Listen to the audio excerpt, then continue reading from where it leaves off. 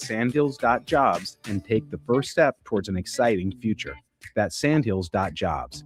Don't wait. Apply now. When your business is ready for its next move, I'm here to help make it happen.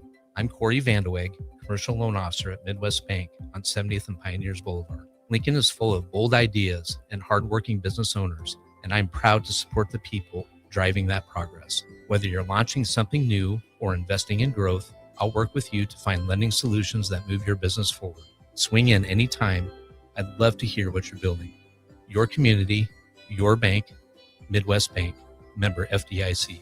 At Anderson Ford, we offer a 5-day return or exchange policy, so you can make sure the vehicle you choose is the best vehicle for you. No pressure. Right now, lease a 2026 Ford F-150 for $195 per month for 36 months. Experience better at Anderson Ford. Stock number 1009974, $195 per month, lease for 36 months with approved credit, 7,500 miles per year, 10,000 due at signing, no security deposit required, tax, title, and license fees extra, residency restrictions apply. Program subject to change. Must take new retail delivery from Anderson Auto Group by 8/31/26. Put lawn irrigation on automatic. Think Judson Irrigation for worry-free service to Lincoln homeowners and business community. Judson Irrigation will turn on your sprinkler system in the spring, repair or redesign as needed, and turn it off in the fall. For service to orphan sprinklers, remember Judson Irrigation. They'll never forget you. Call the Judson Irrigation Orphanage, 402-420-6277 or judsonirrigation.com. Select Plumbing and Utility has been serving Lincoln and the surrounding area for 14 years, and they're not slowing down. Select Plumbing and Utility handles all your plumbing needs from faucets and water heaters to full renovations, and they can even help with your heating and cooling needs. They're also Lincoln's underground experts, repairing and replacing broken underground water and sewer lines since day one. Contact Select Plumbing and Utility today at 402-560-6197, assuring excellence in every situation, opportunity, and challenge. That's 402-560-6197. Rick Heyman here from Sauter Heyman Jewelers. I want to personally thank our great customers for voting us once again the best of Lincoln. At the same time, we're celebrating our 120th year in business in the great state of Nebraska. You can count on Sauter Heyman for the very best quality, value, and customer service. When it comes to your jewelry needs, visit us at South Point, Grand Island, and the Outlet in downtown Lincoln. Visit us today at sauterheyman.com, and thank you for your continued trust after all these years.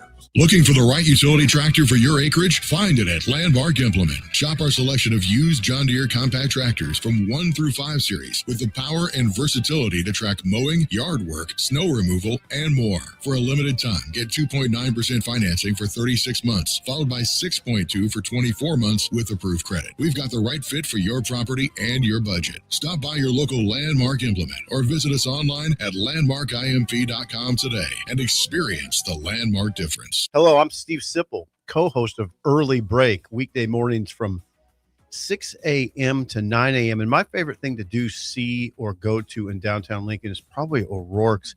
It's not like I go there that often, but when I do, it takes me back to my college years. It's always been a very chill bar.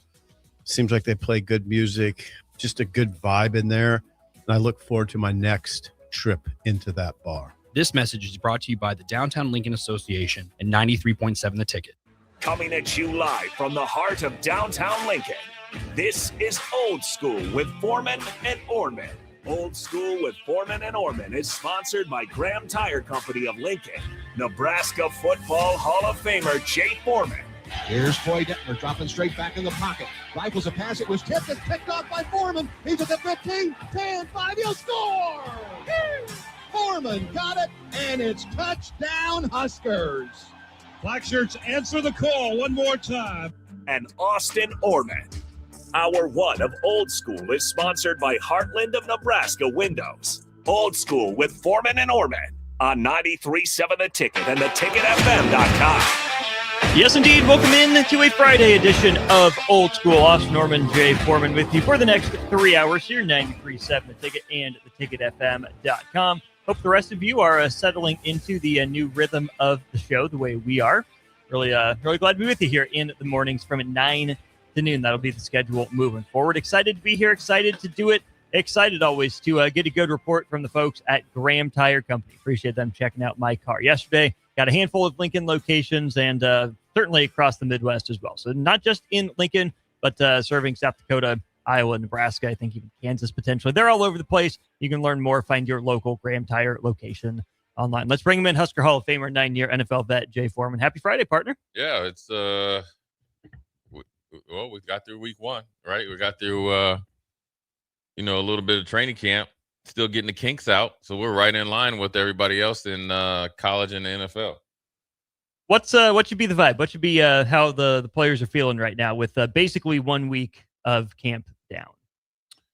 NFL players or either way, NFL or college? NFL is a little bit different. I think college they have certain rules of pads, and NFL. I mean, NFL they kind of goes along the same. So you're just getting acclimated.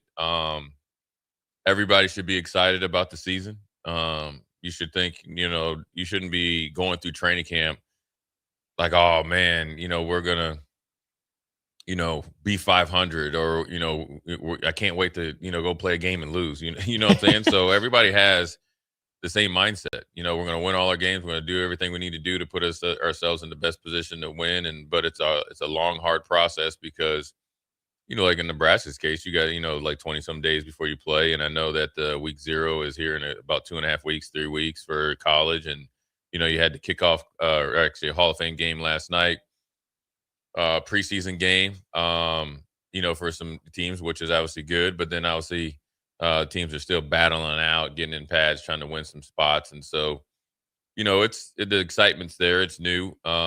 It's a different vibe when you're in spring ball in, Nebraska's case versus as you get closer to the season and obviously getting into fall camp. And now look, it's long days, man. It's long days and short nights. You need to find a way to be able to operate and function with probably not as much ideal sleep. And that's just part of playing football. The season is a grind. It's a long, grueling season. The mental, it's a mental grind. It's a physical grind. And the teams that can continue to show up with the right intentions and obviously with the right mindset generally end up having a pretty good season. 402-464-5685. What are you most excited for in Nebraska football training camp? We've talked about the offensive line. We've talked about the wide receivers. We're keeping the skill position conversation rolling this morning, Jay. I mean, look, they get all the accolades anyways. But, I think the running back room is, when you look at the two sides of the ball, and even two special teams, I think special teams are just more or less just how, Coach Brett, gets acclimated and running the room, and then who steps up there in the coverage, positions, because you lost some pretty good special teams players last year. But when you look at offense, I think the two biggest question marks, in my opinion, where guys fit. And there's two different types, like who's going to be running back 1, 2, and 3. How often does that change? And even, who are they and how do they fit into this offense, right? Then I think the next position is who is tight end number 2 and how do they use them? And you might have 2A and 2B. You got Bonner, that's kind of a little bit of both, the X factor, how to use him. You got Carter Nelson, that's, I think, moonlighting got receiver, but he's 245 pounds. And then you got Ingwerson, and then you got Erickson, who's a true freshman that's obviously, been mentioned a few times. This is obviously Luke Lindenmeyer is head and shoulders the, tight end number 1. He's the dude. Yeah, he's the dude, right? And you still need him to be productive, and he needs to, continue to progress and get better. But where is number 2 and 2A or 2B, and how does that shake out? That's as much should be as a look-see as the running back room, in my opinion. I think the depth in the running back room, or the potential depth / I'm going to say potential. I wasn't going to put production in there because none of them produce anything yet. The potential depth in the running back room is probably a better position than maybe the tight end room. When you think, what led you to say that? Well, you have, not just going off what people are saying. Now, granted, everybody likes a shiny new toy, and I've been there on both sides, right? Freshmen come in versus your vet, how consistent you are, like, how dare you be consistent? Right? I've been it, right? But when you look at depth, meaning different guys, different positions, different scenarios, how they can be productive. So, okay, let's just say, just run it down. Okay, you saw some production out of Mekhi Nelson last year in the bowl game. Let's assume eventually he'll work back to get something like towards that, right? And should be better. Yeah. You got Mosey, where you've seen, right, in action. And then you have Jamal Rule, since the day he stepped on campus in January or whatever it was, has essentially been lighting it up, right? So I think the potential, that's a lot of potential. And then there is depth when you have three. Whereas like last year, we had one bell cow and everybody else kind of pieces. So you expect people to level up. Well, when you look at the tight end room, in my opinion, you have Luke Lindenmeyer, who's the known, and then everybody else is, whether it's circumstances or scenarios, you haven't seen much. Erickson was in high school last year. Sorensen, excuse me. Ingerson, I keep getting, I'm chilling them. The Suns, I'm good with the Suns now You at are, the end. yes. And then Ingerson, he, played, sparingly, but he's a big body inline blocker, potentially could turn into something, that could, be pretty decent, especially you're going to get on the field first by being physical. I mean, if he's 6'7", 265. You got to be able to move somebody. Well, yes, but is that potential tackle down the road? If you would ask me, that's what you would be doing. You'd be in the kickback league. We'd be doing the same thing. I had to learn the same thing. I was a linebacker, and then one veteran pulled me, Joe Cummings, was like, hey, man, you need in Marlo Perry. You better, the first year or two, you better be ready to go into the kickback league. Getting your kick step. Now, it's his choice. You have to welcome it. Now, we could do a whole segment on what I could sell you on what would be great for him. He has to welcome it. You talk about position changes. We could talk about Jones going to defense, all that type of. I could give you scenarios where it could work out for you. Now, whether you wanted to, that's a personal choice. Sure. That's a you problem. But right now, you're tight end, so you have to be an inline blocker at 265. You're not running past anybody, right? Yeah. And so then you got Carter Nelson, who was obviously a big-time recruit, seems to be finally healthy, big enough, seems like he's, kind of, body's maturing. Where's that? That's why I was saying there's more depth in potential there in the running back room because there's a little bit more known, even though you have a better 1A production player in Lindenmeyer at the tight end position. So those two positions right now is probably I think it's the most competitive. And now there's always but I think, when you have a bunch of guys that haven't done much, and there's nothing wrong with that. It happens everywhere, that it should be very, very competitive. It sure should be. Obviously, Lindenmeyer at the top. Let's talk about him for a minute. One of the guys representing Nebraska at Big Ten Football Media Days. Got a chance to talk to him on the radio. Appreciate him stopping by. What's his best skill set? What's the outlook for him here as a senior? Well, I think he had 29 catches last year, maybe 4 touchdowns. I'm just going off the top of my head, 400 yards. And so I think if you could, up the catches and then obviously up the yards and maybe 1 or 2 more touchdowns, stat wise, that's what you should want from him and be a vocal part. I think he has to, establish that relationship with Calandria, build that confidence. I think his best attribute is look, he's worked his way into the position that he's in.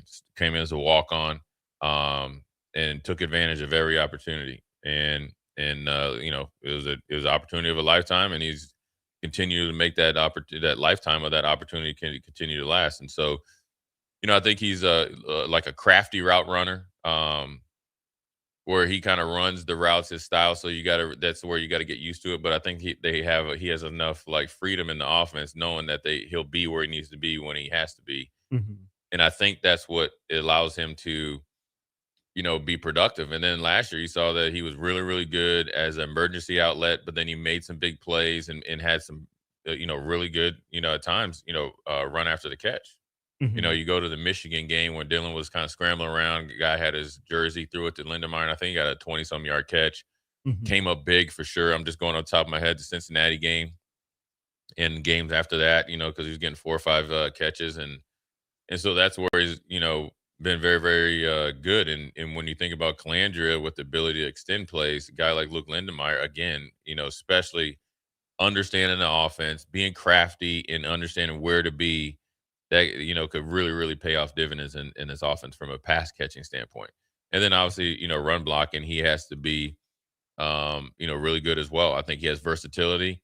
If somebody comes and is better as an inline blocker, but I think he has the ability to block in space and on the edge. So a move guy. So he's a pretty decent all around tight end. So he's got to continue to work on his craft, get better, and as the offense starts to progress, he's a guy that you got to have progress with it. We saw a little bit of Caden Echternock last year in that fullback type of role. Yeah. Later in the year, especially when Nebraska started using that a little bit more after Bonner went out. Carter Nelson is a junior, been a very winding road for him. We'll see if he can stay on the field this year. The name that keeps coming up, though, like you said, Jay, Luke Sorensen, who's listed on Nebraska's roster as the exact same size as Luke Lindenmeyer. Both guys are listed 6'3", 255. What does that tell you about the freshman coming in if his body's the same as a senior? And is tight end a position where you expect to see a freshman contribute? Well, I mean, if he's, if a freshman's good enough, you're going to put him out there. I mean, there's no doubt about it. I mean, I think, Carter Nelson, I guess he was a kind of hybrid when he first came in. You would have played him if he would have been able to kind of, obviously stay healthy. So, look, he was a big kid coming out of high school. I think when he committed, they had some videos of him in the weight room. So, seems to be dedicated, knows how to, get his body, right to be, successful at the power 4 level.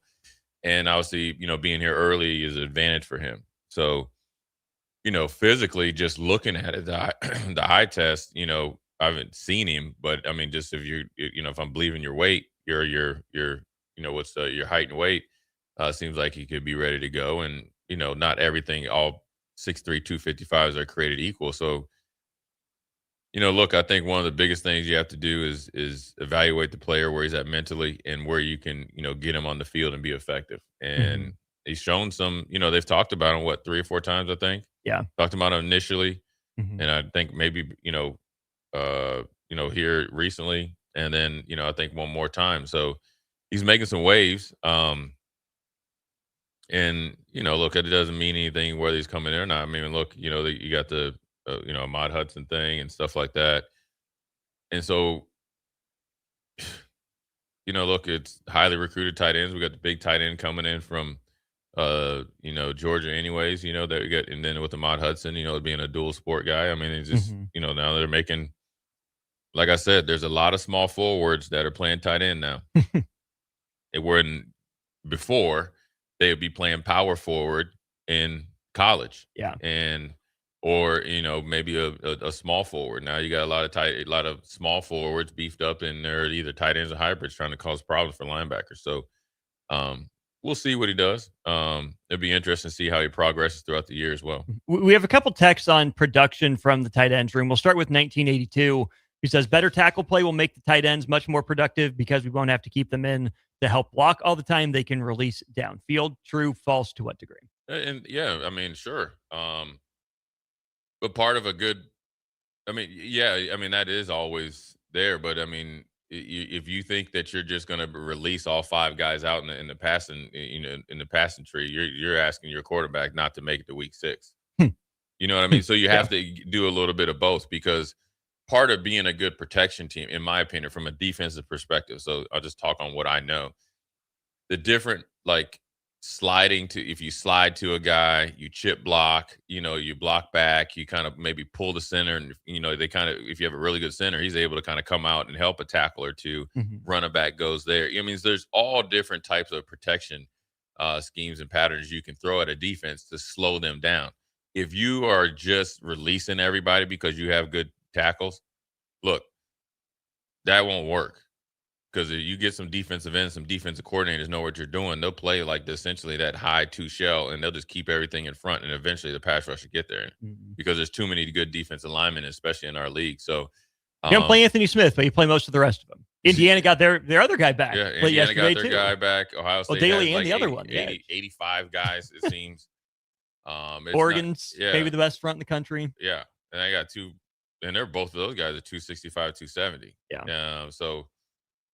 I think production can be there, but I also think that being that emergency outlet is great as well, because I think the lack of teaching linebackers how to play at that second level coverage wise, the timing, matching it up with the quarterback's drop, which, a pistol versus gun, it's 5 or 7 step drop, right? I don't think that's being talked about, but then also the timing of when to break down on the underneath routes. You saw Emmett kill people with it. You saw Luke Lindenmeyer do it. So the production can still be there, even if you're chip blocking. But then also the ability to, you could fake the chip block, and then you can kind of run some underneath routes. We used to call it take the cheese. Once a guy crosses face, you get that linebacker to move. It's going to open it up for Barney or somebody like that. So there's plenty of things that they can do offensively. They just got to make sure they get it down and try not to do too many things. We also got a couple texts from 6244, who was thrilled with the time change, finally able to listen, and I guess we intimidated him, Jay, and he's finally willing to text into the show. He says, why do Nebraska fans year after year talk about potential in the tight end room when the staff has shown some unwillingness to throw to the tight end? Is it unwillingness? Is it on the staff? Is it on the quarterback? Is it on the tight end? I mean, I know the blame goes everywhere, but I mean, it's been a thing. Is that Dana Holgorsen offenses have never "quote unquote" featured a tight end? But Over isn't history, it? You mean? Yeah, over history. Yeah. But also, isn't it kind of hard to feature a tight end? Aren't they supposed to be more the safety valve? How do you view that? It's hard to feature a tight end. Now, when you have like Brock Bowers and those type of guys, well, but they were Tyler Warren, and they were splitting them out. Tyler Warren was playing a little bit of like RPOs and stuff. I mean, so they were they were featuring him, but to Penn State, they didn't have anything else on offense. Remember, they played in the college football playoffs, and the receiver did not catch a ball. Yeah.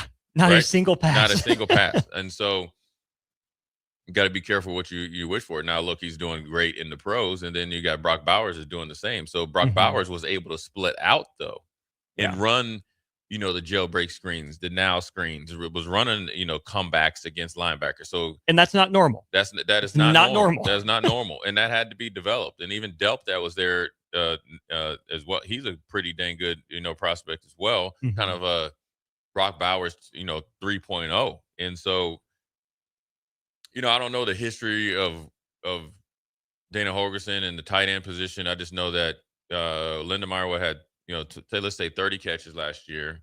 So over a 12-game span, you can't really count the scrimmages that they had. So say over 10 games, right?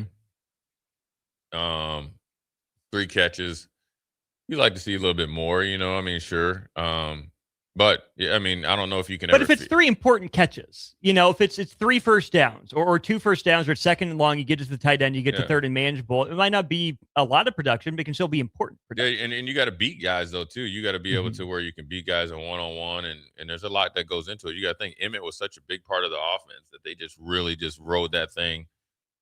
Along with, having a, TJ come in as a true freshman, that changes your dynamics for your offense. So some of it, I think, is circumstances. Some of it is, you probably got to make it an effort to do so, but then also on the quarterback. I just don't like trying to put pressure on a coach to throw to certain guys. I don't ever think that ever works out well. You didn't have to do it to Randy Moss. You know how great he was. He's going to take the top off of defense. There's times that Randy Moss will get 9 catches. There's times that he will get 4. He still was very productive. It didn't matter where it was at or what the number was. Well, and the other way I think we can talk about this too is Luke Lindenmeyer Nebraska's best pass catcher. What do you mean? Like he's best among the tight ends, but yeah, he's got decent hands. In terms of guys that you would feature first, you'd go to Hunter first. Yeah, maybe Gilmer. Barney's been talked about. Would you go to Quentin Clark? Would you go to Cortez Mills? They were kind of like secondary, but Luke Lindemeyer's in there with Barney. Is in that conversation. Yeah, but it's hard, like you said, it's hard to build an offense around a tight end. You don't want to have it to where you're Florida State a couple years ago and you're like showing up to the game and looking at 4 guys and like, I got to get him some targets. And next thing you know, you're getting blown out the water. Yeah. The offense will be fine as long as they execute it.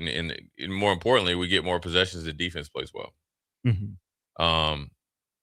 So everybody needs to be productive, and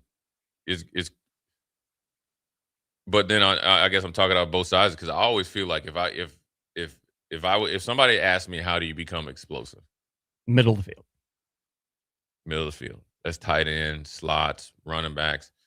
I think it opens it up for outside routes, but I think the most dangerous place for outside receivers is essentially like halfway between the numbers and the sideline and halfway between the hash and the numbers, meaning that is like a soft dead spot. So if they're running a cover 3, if you're able to get that skinny post, that's wide open. Deep end something. Deep ends, cover 2. If you're able to kind of get now obviously you can throw it to the sideline between the safety over there, but if you're able to get inside release on that cover 2, that's essentially the same thing as cover 3. Cover 4, you can really attack that dead spot with the tight end because you got the quarter running off and the safety's coming top down. You got a linebacker inside, but if you really get up and eat that space up on the linebacker, the safety is in a no-win situation. He drops down outside.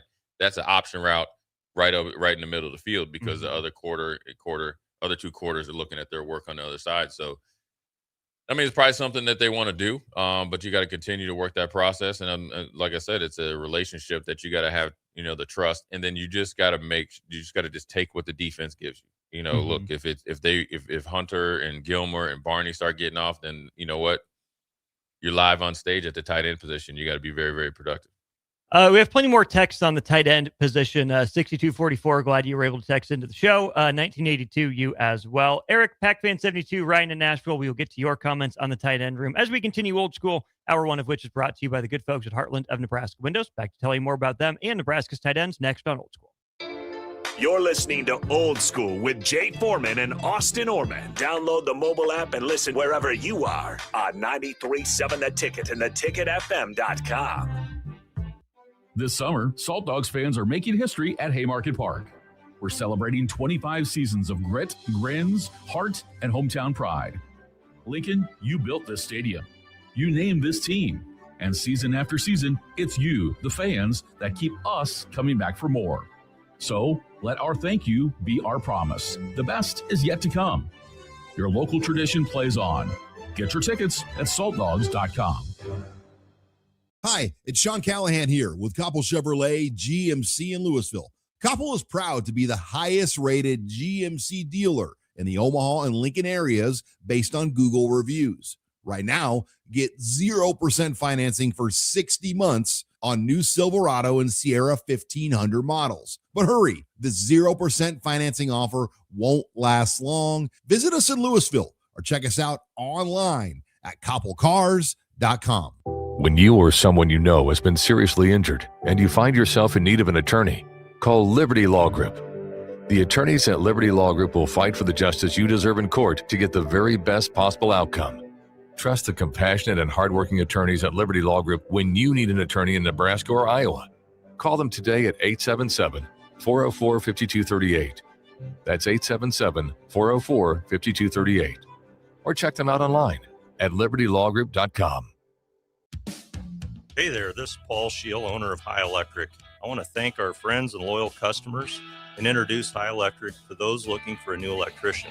We've been serving the Lincoln and Omaha area for over 30 years, from design to install, upgrades, and repair. If you are a homeowner or a small business needing some electrical work, call us at 402-466-6606 or check us out at hyelectric.com. We look forward to hearing from you. When your business is ready for its next move, I'm here to help make it happen. I'm Corey Vandeweghe, Commercial Loan Officer at Midwest Bank on 70th and Pioneers Boulevard. Lincoln is full of bold ideas and hardworking business owners, and I'm proud to support the people driving that progress. Whether you're launching something new or investing in growth, I'll work with you to find lending solutions that move your business forward. Swing in anytime. I'd love to hear what you're building. Your community, your bank, Midwest Bank, member FDIC. Looking for the right utility tractor for your acreage? Find it at Landmark Implement. Shop our selection of used John Deere compact tractors from 1 through 5 series with the power and versatility to track mowing, yard work, snow removal, and more. For a limited time, get 2.9% financing for 36 months, followed by 6.2 for 24 months with approved credit. We've got the right fit for your property and your budget. Stop by your local Landmark Implement or visit us online at landmarkimp.com today and experience the Landmark difference. In every office, there's 2 types of people. There are those who bring in bagels and those who eat the bagels that someone else brought in. Everybody likes the first person. Be that first person. Weekday mornings at 7:30, you have a chance to win a business box of bagels from Bagels & Joe. All you have to do is shut up, Sipple. 2 questions for you, 2 for Sip. Win, and the bagels are yours. Lose, well, you don't want to lose. You lost Monday, you lost Wednesday, you're a loser. Shut up, Sipple. Weekday mornings at 7:30, brought to you by Bagels & Joe. When something breaks, you want someone you can trust to fix it right. Empire Repair is now open in Waverly and ready to serve our community with reliable auto repair and maintenance. From routine service to bigger repairs, our team is here to keep you on the road. Stop by Empire Repair in Waverly or call 402-786-2224 to schedule your service today. Empire Repair, proud to serve Waverly. Husker fans know a strong game plan makes all the difference, no matter where they cheer from. The dedication fans bring every season is the same dedication that builds long-term financial success. That's why Emeritus connects fans across the country with financial professionals who can help them plan, prepare, and move toward their goals. As a proud partner of Husker Athletics, Emeritus supports fans in every corner of the country because great fans deserve a great future. Emeritus, fulfilling life, fueled by Husker pride. Go to emeritus.com/Husker Wealth for more information. You started your business to build something special. Now it's time to grow and protect it. At Pinnacle Bank, our treasury management services help you do just that. Through smarter payment technology, account administration, and fraud protection. So no matter the size of your business, you can get the most out of your financial operations. Request your free consultation at pinbank.com/consult. Pinnacle Bank, the way banking should be. Member FDIC. Back to Old School with Foreman and Orman on 93.7 The Ticket and theticketfm.com.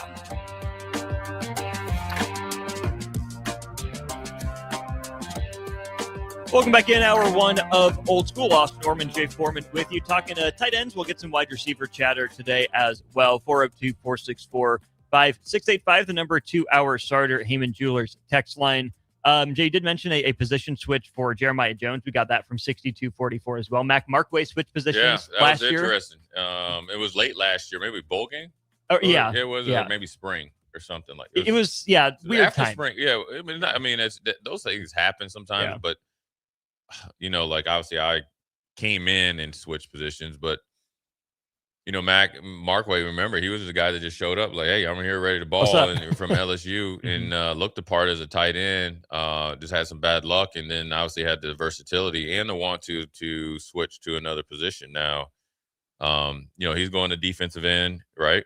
Mm-hmm. And then, Jones, who I was pretty impressed with as a wide receiver, big kid, wouldn't say, I don't know if, obviously the coaches make those decisions, but I'm going to tell you, I felt like he had enough athletic ability to make some noise at receiver. But I think also, when you look at his background, he was pretty decent in high school, I think, at defensive end. So it's not totally foreign to him. Mm-hmm. I think if the mentality is right and the want to is right, you could find some diamonds in the rough. You could find, I always go back to Joey Porter. Like I played against Joey Porter when he was a receiver. He was horrible. And then next thing we were, at the combine. I jumped 36. He jumped 39. And he's borderline Hall of Famer at outside linebacker. So I think, and I think Matt Rule said it at some point, sometimes you got to have, you got to find those diamonds in the rough and have the guys that switch positions end up being good, productive players that, you got to, that's how you got to kind of try to build a program. And that's totally fine. And we can save more of that conversation for the defensive line when we get there. AJ Rollins, again, comes to mind. Creighton Prep, wasn't he? Was tight end and then switched at the very end. Yeah, to defensive line. And that to me is more a state of the defensive line question. But it is another body that's out of the tight end room there. And that does, it does. It makes it a little bit more thin. And look at it is, okay, is it an indictment on the DN position, or is it that there's so much talent on the tight end room that they feel comfortable enough to switch them? So, in the wide receiver room as well. So, I think it's just, it's just part of football. Nebraska's not the only team where guys, will switch positions. Yeah, we'll get back to that with the defensive line. More text on the tight ends. Starting with Ryan in Nashville, who says, Nebraska hasn't had a tight end since Ethan Carter. It used to be a strength. Herring, McNeil, Carter, Reed. Nebraska doesn't have a lot of that anymore.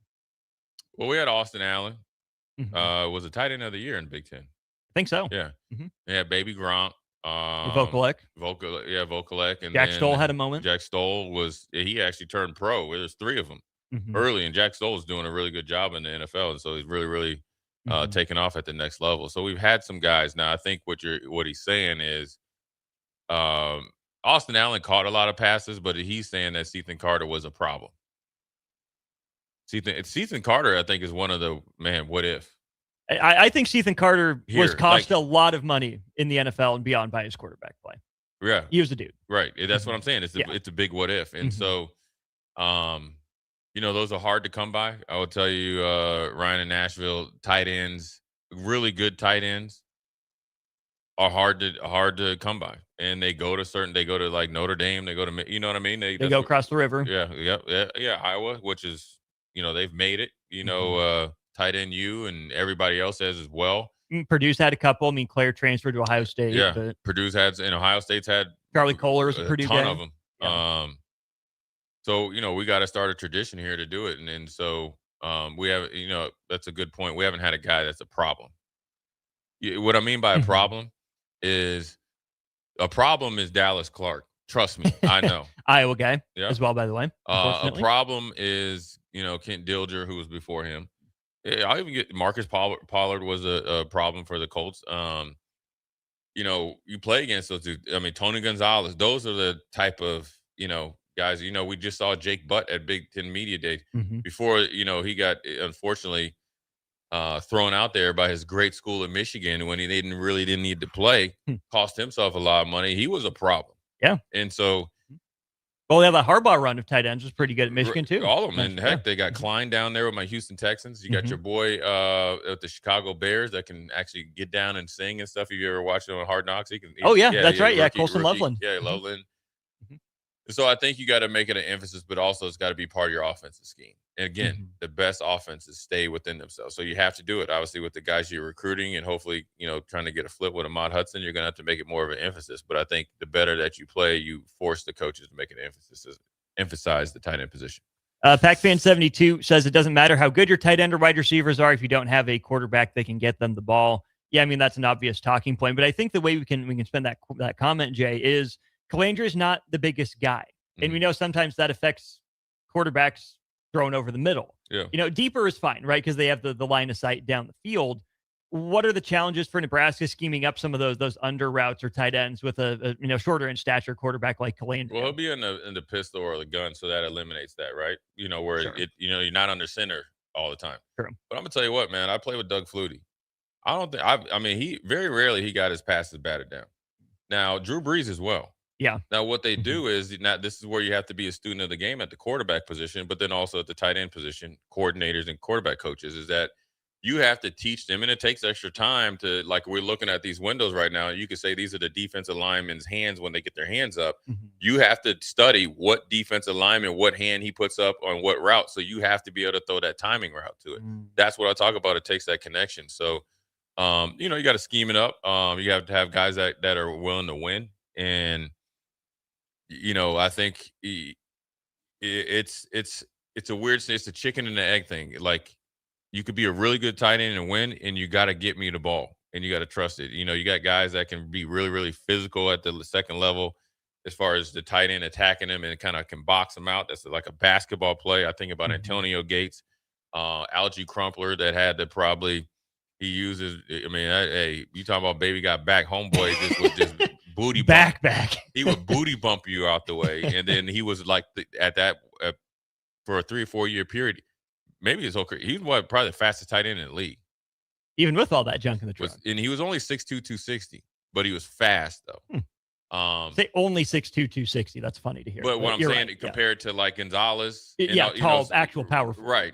Yeah. So you got to be able to use his physical tools to your advantage. So I think the tight end position could be great for the offense. I think it'd be great for Calandra, and I think it could be great for the wide receivers as well. It's just you got to get reps, you got to get opportunities, you got to keep the ball, you can't turn it over. It's got to be on time, because I think almost a tight end, a good tight end quarterback combination. And since Drew Brees went in last night, it when he was with the Chargers at the time, it was Antonio Gates was. I'll never forget this, man. You keep hearing about Antonio Gates coming out of like training camp. I'm like, man, and they had him in Schottenheimer, I think, was the coach. They did a really good job. I think he played like 10 plays. I was like, oh, he all right. He all right. Yeah. I was thinking, oh man, another basketball player. Here we go. I should have done some more homework. The internet was not very, I wasn't You there. still had the dial-up, didn't you? Yeah, I did. And knew it. I was like, man, he all right, man. I mean, I was like, man, Drew Brees, all right. It's the first game of the season. It's about to be on and popping. Well, they had another tight end, and then Gates came in, and he really didn't do anything yet. Mm-hmm. But you hear like, oh, man, he's just killing them in camp. Looking at the linebacker, like, all right, that ain't happening in here. Yeah, no. The homeboy lined up on that side. I remember 3rd and 5. I had good coverage on him because I was about to get in his hip pocket. It was a rebound. First down, he got 6 yards. Next thing you know, he was killing the rest of the league. Mm-hmm.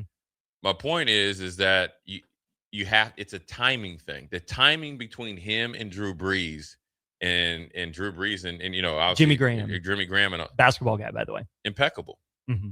Because it's not you're gonna beat guys, but they're open based on how big they are. Mm-hmm. Like Carter Nelson, 6'5", right? Yeah. He's open. He's open. He steps on the field. He's open against Vincent Shavers. Mm-hmm. He's open. Chambliss and Foster a little bit, but he's open because Foster's not huge, right? But I'm just saying, they're taller than Shavers. What I mean is their catch radius with their body type makes them open. Yeah. That's why you have to have that combination, that timing. Mm-hmm. It's like, okay, he's playing inside man. I'm throwing a high and outside, and you got to catch it and get down. Mm-hmm. You see a lot of times. You ever see like when quarterbacks are, and Tom Brady did this all the time with his small receivers, right? They're small, so they can get down. And when they would catch the ball and just get right down, yeah, that's on purpose. Well, Welker, Edelman, right. Amendola, right. etc. Mm-hmm. It's on purpose. Mm-hmm. And then when he was throwing the Gronk, he was open. And when he throw to the killer, he was open. He's open, but he threw it in the body and let him run like a running back. Mm-hmm. That's what you have to do. Mm-hmm. You have the tools. Now the guys got to communicate, and then they got to execute as well, and then they got to have it as part of their process, because how Clandra throws to Luke Lindenmeyer, who's like 6'2", 6'3", yep, versus Carter Nelson versus Sorensen's about puts him over there, mm-hmm. and then if Ingerson's in the game, yeah, or he's 6'6", 6'7". Mm-hmm. You can't throw the same ball to those guys. Sure. You got to throw it differently, and that's how where the production. Stop looking at the numbers. Look at the production. When you need him the most, and how do they affect the game? Mm-hmm. And if you get that, then because Klein, I'm jumping all over here. Klein from Michigan didn't have like the same year as Loveland, and actually, when you think about it, it can work out two scenarios. When Loveland really went off, they didn't have anything else. Right. So you got to, but Klein is going to, he's blowing it up in Houston. If you haven't, I keep up with him. Mm-hmm. He's putting people on notice. Well, that Loveland season's impressive too, because like you said, there wasn't much else going for Michigan, and he still put those numbers up as a tight end. Which is, as you mentioned, hard to do as a number one feature focal offense. But his best attribute was he was a tempo setter. You saw him be the tempo setter of the offense against Michigan State. He was demanding that they don't back down. Yeah. You get what I mean? So it's not just catching balls. It's also providing that mindset. Big thanks to Heartland and Nebraska Windows for sponsoring hour one of the show, based out of Hallam, Nebraska, offering free estimates, full window replacements, all vinyl triple pane windows, and a lifetime warranty on everything while keeping the prices affordable. Locally and family owned with their own team of installers. You can give Heartland of Nebraska Windows a call today for more info. 402-430-3852. You can also visit them online at heartlandofnebraskawindows.com. More texts, more comments, more thoughts on the tight end room as we get ready to wrap up hour one. That's right after this. Watch Old School live on Facebook, YouTube, or Twitch. Old School with Foreman and Orman on 93.7 The Ticket and theticketfm.com. When you or someone you know has been seriously injured and you find yourself in need of an attorney, call Liberty Law Group. The attorneys at Liberty Law Group will fight for the justice you deserve in court to get the very best possible outcome. Trust the compassionate and hardworking attorneys at Liberty Law Group when you need an attorney in Nebraska or Iowa. Call them today at 877-404-5238. That's 877-404-5238. Or check them out online at libertylawgroup.com. Husker fans know a strong game plan makes all the difference, no matter where they cheer from. The dedication fans bring every season is the same dedication that builds long-term financial success. That's why Emeritus connects fans across the country with financial professionals who can help them plan, prepare, and move toward their goals. As a proud partner of Husker Athletics, Emeritus supports fans in every corner of the country because great fans deserve a great future.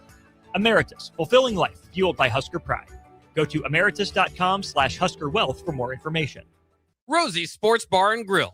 Open for lunch and dinner at 1501 Center Park Road, just south of 14th and Highway 2.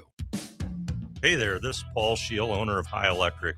I want to thank our friends and loyal customers and introduce High Electric to those looking for a new electrician.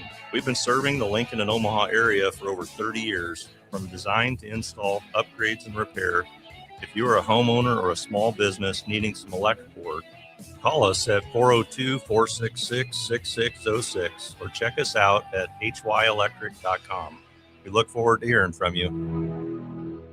Bauer Underground has been serving local contractors and utility contractors all across the state since 1997. When you see the black and white trucks, you know that the best workers in the business have arrived. Bauer is currently looking for equipment operators, laborers, diesel mechanics, and aerial linemen. Join the brotherhood built upon hard work, authentic people, and a pedigree of success. They're offering top-notch benefits, matching 401k, and a $600 per year clothing allowance. Bauer Underground, a family-friendly company with room for advancement. In every office, there's two types of people. There are those who bring in bagels and those who eat the bagels that someone else brought in. Everybody likes the first person.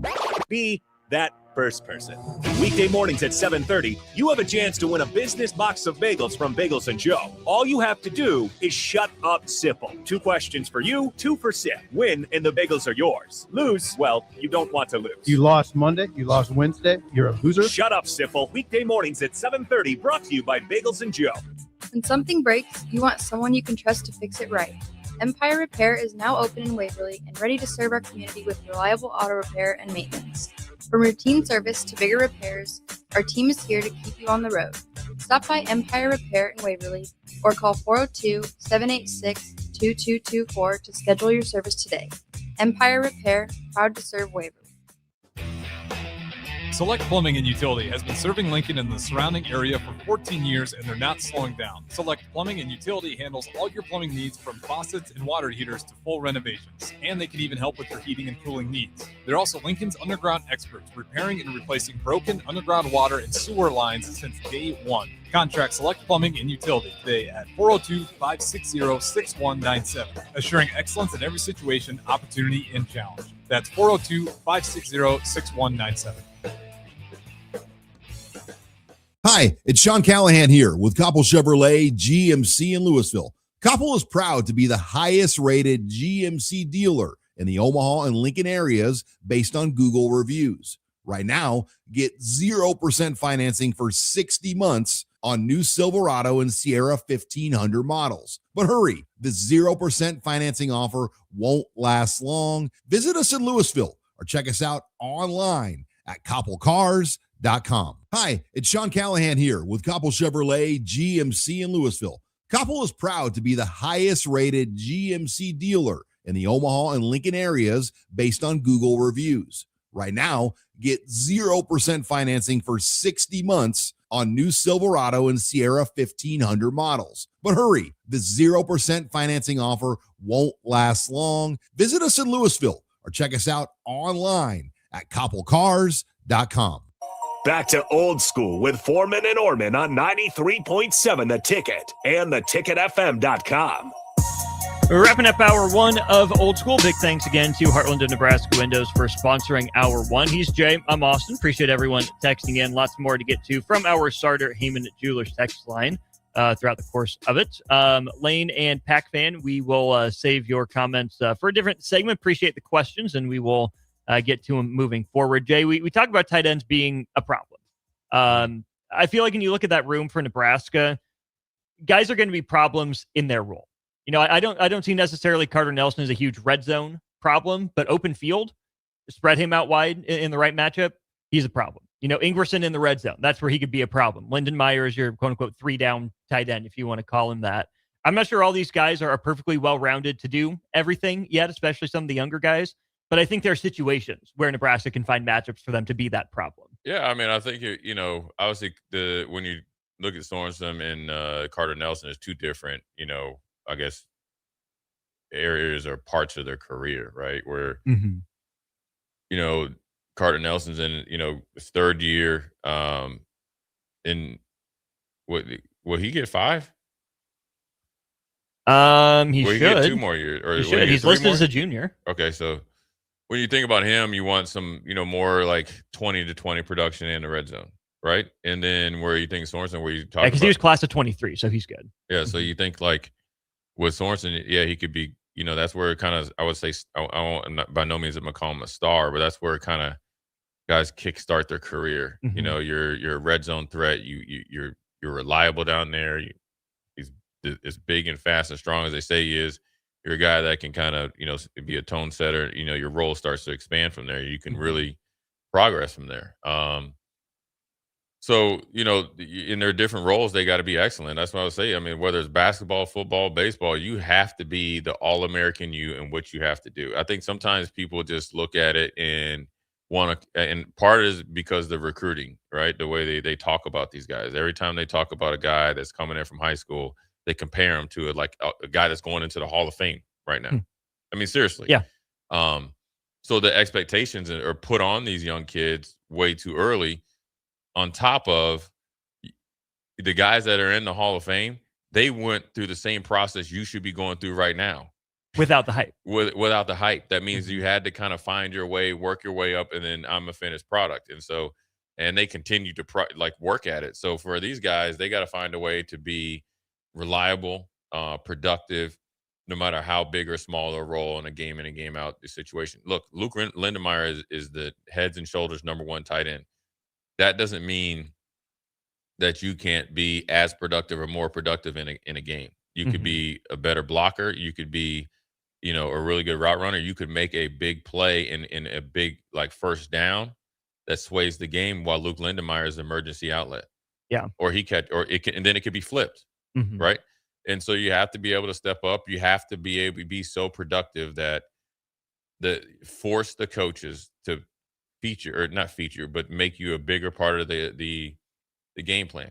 You want an example in, we used to talk about it after games. We used to talk about them outside, off the air, is Emmett Johnson. Now, and the reason I'm saying it too is Emmett was always working and productive while he was kind of getting fed like little kibbles and bits. You get a lot of action, go 2 or 3 games, not much, kept working.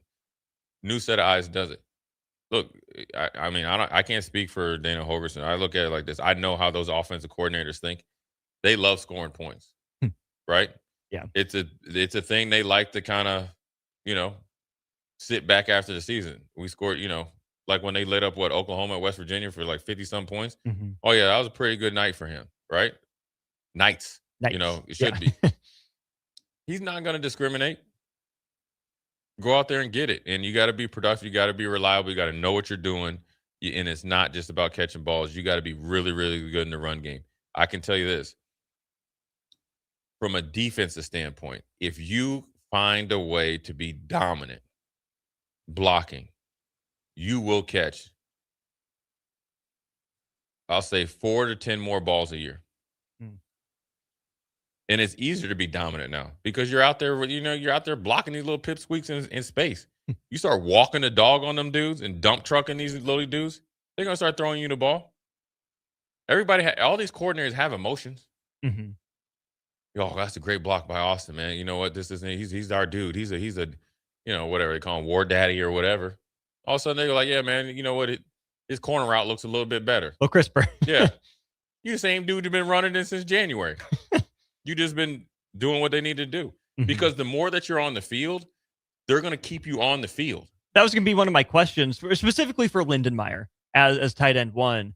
How often do you think he's on the field for Nebraska? Do you think that Nebraska's main objective, whatever it wants to accomplish on offense, is with Lindenmeyer on the field? Do you think there's enough depth at receiver, which we can talk about moving forward, that Nebraska will go 4 wide with a running back, fairly frequently? How much of the time do you think Lindenmeyer's on the field in Nebraska's ideal world?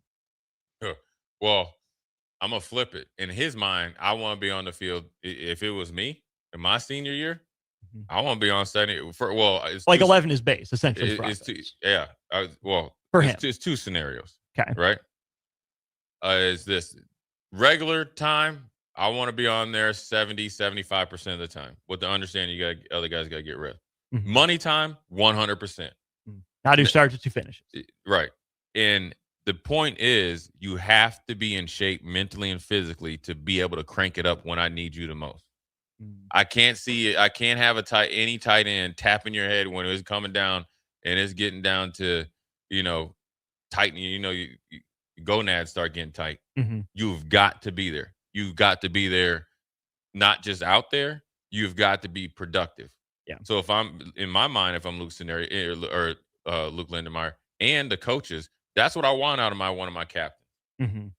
Not just a guy that doesn't hurt me, but a guy that actually makes winning plays, and he is the reason we can point to that we won. He's reliable. He sets the tone. He's a guy that you coach off of, meaning that do it like him, right? And have guys try to, get into that. You want those guys to fight for that 25% in the regular play, and knowing that you trust Luke, and then whoever else comes out in that 100% that he's going to be in when it's money time. That's both scenarios. They should be locked in step with that. Yeah, together. You spend a lot of time talking offense, but we have some questions on the text line about the defense. There's always questions on the defense, man. Defensive guys, what's funny about it? Our defense were dominant, and we used to destroy the offense when I was here. But all you hear about is Tommy Frazier, Amon Green, Eric Crouch, the line. I can't tell you how many times I saw Jason, Peter, and Grant just punk all them offensive linemen. Grant used to call it taking lunch money. And they'd always get all the accolades. How much do you blame Coach Osborne for being the offensive guru for that? I can't voice my opinion. Coach Osborne's the Godfather, man. And when he comes around, I still try to tighten up. He's an offensive guy. I give it to him. Yeah. Yeah. It was all good. I was just joking. We're all good. We do have some questions on the 425 and what we can expect from Nebraska based on Rob Wirtz's history at San Diego State. We'll save the wide receivers because we have some stuff from Lane and from PacFan to get to on our Starter Heyman Jewelers text line. That's ahead in hour 2. You're listening to Old School with Jay Foreman and Austin Orman. Download the mobile app and listen wherever you are on 93.7 The Ticket and theticketfm.com. Hey there, this is Paul Scheel, owner of High Electric. I want to thank our friends and loyal customers and introduce High Electric to those looking for a new electrician. We've been serving the Lincoln and Omaha area for over 30 years, from design to install, upgrades, and repair. If you are a homeowner or a small business needing some electrical work, call us at 402-466-6606 or check us out at hyelectric.com. We look forward to hearing from you. Bauer Underground has been serving local contractors and utility contractors all across the state since 1997. When you see the black and white trucks, you know that the best workers in the business have arrived. Bauer is currently looking for equipment operators, laborers, diesel mechanics, and aerial linemen. Join the brotherhood built upon hard work, authentic people, and a pedigree of success. They're offering top-notch benefits, matching 401k, and a $600 per year clothing allowance. Bauer Underground, a family-friendly company with room for advancement. Is there anything worse than paying for something that's done half-assed? You buy something, you want it to work, especially when it comes to your internet. When you're trying to stream a movie, work from home, or shop online, half-assed internet doesn't get it done. At Allo Fiber, we don't do anything half-assed. We offer 100% real fiber and real human support that serves the community from the community. So while others may say they have fiber, in the end, there's half-fast fiber, and then there's Allo Fiber. Allo Fiber, internet built for you. This is Lincoln's home for sports talk on the FM dial. Also online at theticketfm.com. On the internet. KNTK FM Firth, 93.7 The Ticket. Hi, it's Sean Callahan here with Koppel Chevrolet GMC in Louisville. Koppel is proud to be the highest rated GMC dealer in the Omaha and Lincoln areas based on Google reviews. Right now, get 0% financing for 60 months on new Silverado and Sierra 1500 models. But hurry, the 0% financing offer won't last long. Visit us in Louisville or check us out online at koppelcars.com. At Schweizle Construction, safety isn't just a policy, it's a promise. Build with us. Work safe, go home proud. We're hiring skilled craftsmen, laborers, concrete workers, and steel erectors who value quality work and a team that has your back on and off the job site. If you're ready to be part of a company where your safety and success come first, visit Schwizo.com. That's SCHWISOW.com and apply today. Schwizo Construction, 40 years strong and still building the future. At Anderson Ford, we offer a 5-day return or exchange policy, so you can make sure the vehicle you choose is the best vehicle for you. No pressure. Right now, lease a 2026 Ford F-150 for $195 per month for 36 months. Experience better at Anderson Ford. Stock number 1009974, $195 per month lease for 36 months with approved credit, 7,500 miles per year, 10,000 due at signing, no security deposit required. Tax, title, and license fees extra. Residency restrictions apply. Program subject to change. Must take new retail delivery from Anderson Auto Group by 8/31/26. For remote starters, audio upgrades, and more, there's only one place to go. Auto Sounds of Lincoln at 48th and O. Select Plumbing and Utility has been serving Lincoln and the surrounding area for 14 years, and they're not slowing down. Select Plumbing and Utility handles all your plumbing needs from faucets and water heaters to full renovations, and they can even help with your heating and cooling needs. They're also Lincoln's underground experts, repairing and replacing broken underground water and sewer lines since day one. Contact Select Plumbing and Utility today at 402-560-6197, assuring excellence in every situation, opportunity, and challenge. That's 402-560-6197. When something breaks, you want someone you can trust to fix it right. Empire Repair is now open in Waverly and ready to serve our community with reliable auto repair and maintenance. From routine service to bigger repairs, our team is here to keep you on the road. Stop by Empire Repair in Waverly or call 402-786-2224 to schedule your service today. Empire Repair, proud to serve Waverly. Rosie's Sports Bar and Grill. Open for lunch and dinner at 1501 Center Park Road, just south of 14th and Highway 2. Coming at you live from the heart of downtown Lincoln, this is Old School with Foreman and Orman. Nebraska Football Hall of Famer Jay Foreman. Here's Troy Detmer dropping straight back in the pocket. Rifles a pass. It was tipped. It's picked off by Foreman. He's at the 15, 10, 5. He'll score! Foreman got it, and it's touchdown Huskers.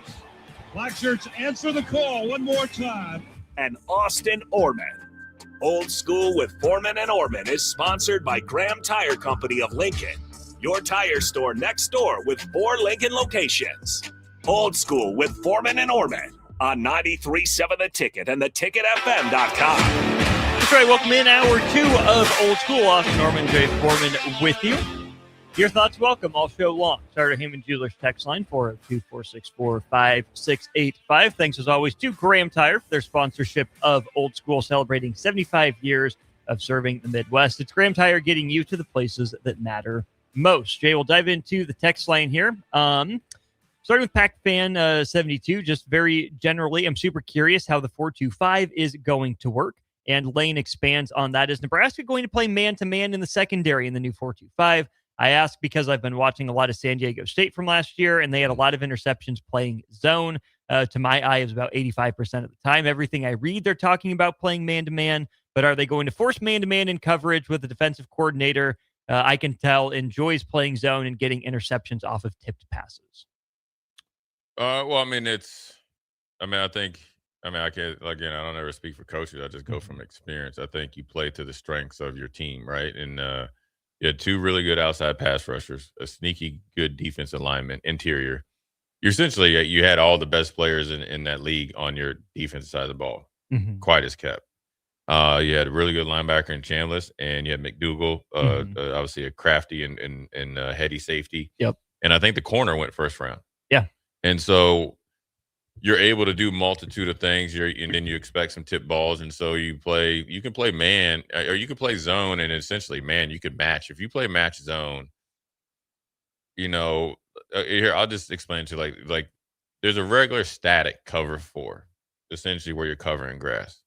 But if you have a certain tag with it, so you could, cover 4 match, then you're actually essentially playing man. And that's how you're able to really hug guys and you confuse the offense. It means you're really jumping routes and you're playing aggressive top down cover 4.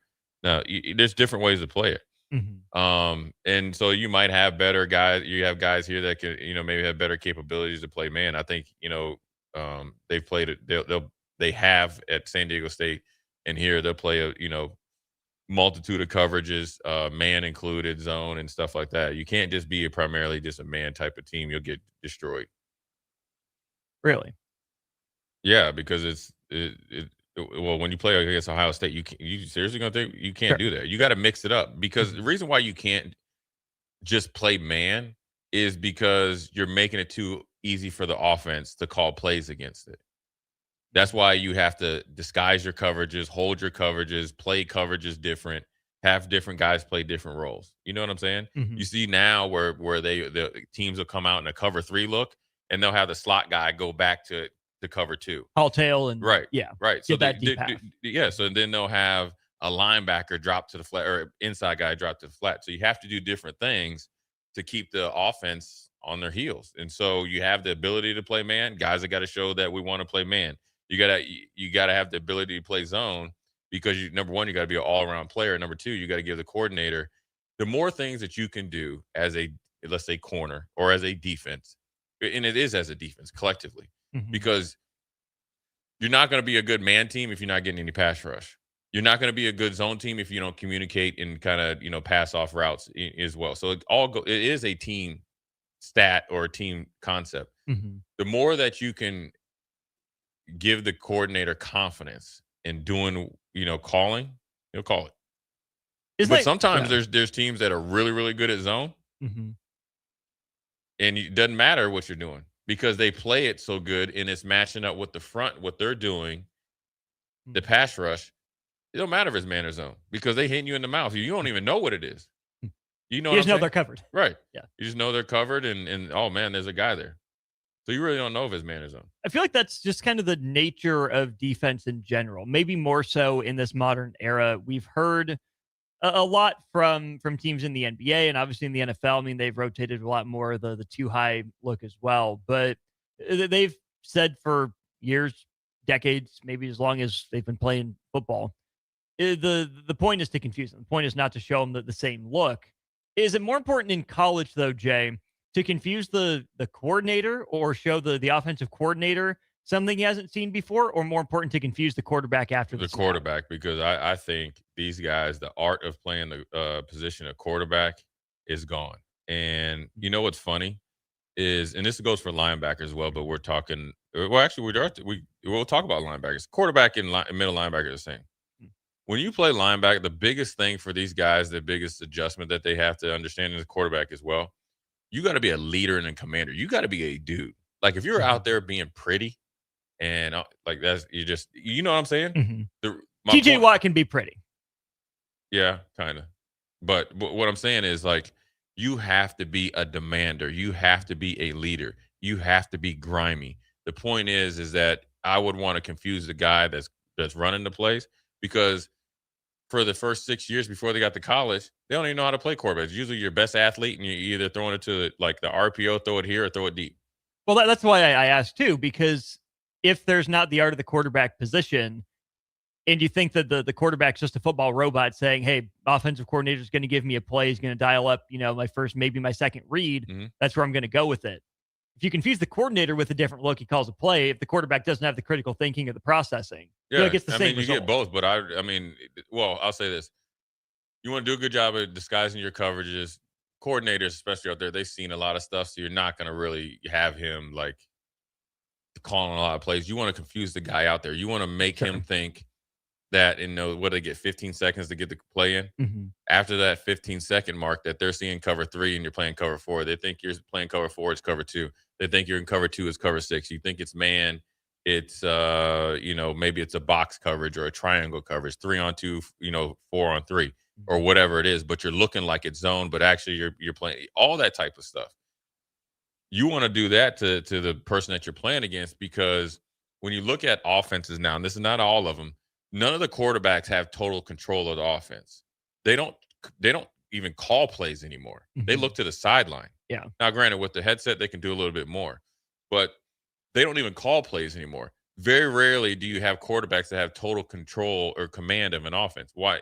Then it goes into the transfer portal. These guys are moving around all the time. It's humanly impossible to have that control of the the playbook. Now you can be on the same page with coordinators and you can kind of build that relationship, but next thing you know, the dude's gone. I mean, if you want, case scenario, look at Dylan. Like Dana came in the last third of the season, kind of just hanging out, calling plays and just seeing the obvious, right? Oh, we're not blocking on the perimeter. We got a guy here in Emmett that's a problem. We'll put him in. Let's try to get him the ball. Lindemeyer, we need to get him. He's pretty crafty. All right, we'll call the same play, same playbook. Then you go to next year. You kind of maybe start to see some things. High completion percentage. Still trying to figure him out. He gets hurt. He's gone. Now here comes Calandria. So my point is, from a defensive standpoint and an offensive standpoint, the reason why I want to confuse the quarterback, first of all, I want to hit him, right? And I want to make him uncomfortable. I want to touch him every single time. Even if you're not hitting him, you always want to let him know you're constantly there. Hey, I'm here. Yeah, I'm here. Because that makes him hesitate. And then as a defense, because if you can keep guys there, and this is where Nebraska would be an advantage, you got Owen Shambliss. I can tell Austin as a corner, this could what could be coming next, because based on he knows what Rob's going to call. And this is how you should play it based on our film study and all that other stuff. So I think you're going to get a combination of stuff with the 4-2-5. The biggest thing is you got to stop the run. You got to be able to stop the run with your first front 7 guys. You got to have guys that got to win. You don't have to want to overextend yourself by overloading in the numbers all the time. Now, sometimes you're going to do it. You got to go into a bare front when you get against Michigan when they came out with 22 personnel or whatever. You got to have that in your back pocket, but you want to have a defensive line and linebackers that are able to win. You need guys that can win, guys that will do the things that don't show up in the stat sheet or in the box or the score or box score or whatever it's called. You want to have guys that can take on a block, defeat a block, knowing I can get just a little bit of push on a pulling guard or something that allows my safety or my defensive end to make another play. You got to be able to do that in order to survive in the Big Ten. I can hear/read the questions coming from the text line already. You mentioned the front 7. Obviously, that makes a lot of sense, whether it's, base 4-3 or 3-4, whichever way. Well, inherent in Nebraska's scheme is 4-2, which is front 6. I assume a lot of responsibility then goes to the nickel, right? As the guy that's replacing that other linebacker. In this case, sounds like Donovan Jones has a leg up in camp. Yeah, you could have regular nickel or a big nickel, or you could have a dude that plays nickel like a honey badger, and that gives you flexibility there. Bob Sanders from your from the Colts. I play with we used to call him Wolfman, Eric Brown. That was it. That was some guy, you get guys, Kenny Moore or whatever his name is. Or Kenny Moore, right? Yeah. Yeah. Yep, So talking about the pros, who unfortunately the Colts just let him walk, right? Yeah. Well, he did request a trade. Yeah, I need wasn't getting paid. I need that Quan. Yeah. That's the new position. If you can play that position, kind of hybrid linebacker, I can do enough things that can cover. You want to think about JoJo Doman and some of the things he was able to do. Emin Worry from the Seahawks. It gives you, Derwin James. That just, it makes you instantly a dominant defense because you don't have to change. And so, you got to be really, really good in the run, and you got to be able to read off of guys. You got to be able to play really good with that defensive end to your side, that backer to your side, and knowing where the safety comes in. So, you can do big nickel too, 3 backers, and just pretty much a 4-3, or you run a 4-2-5 and you have a guy that's kind of like that. What is it? 210, 200, 210. But if you're a guy that is really, really good and understands how to play it in the run game and how to play in the pass game, it doesn't matter your size. When you think about, I know you use the terminology, what you major in and what you minor in, sometimes as an offense or defense. Do you think, based on Nebraska's personnel, from what you've seen from years past or what you know about Rob Orich, do you think Nebraska is going to major in either man or zone? Well, he was only a coordinator for 1 year at San Diego State. So then, according to the texter, it was a lot of zone. And a much different league in the Mountain West. Much different league.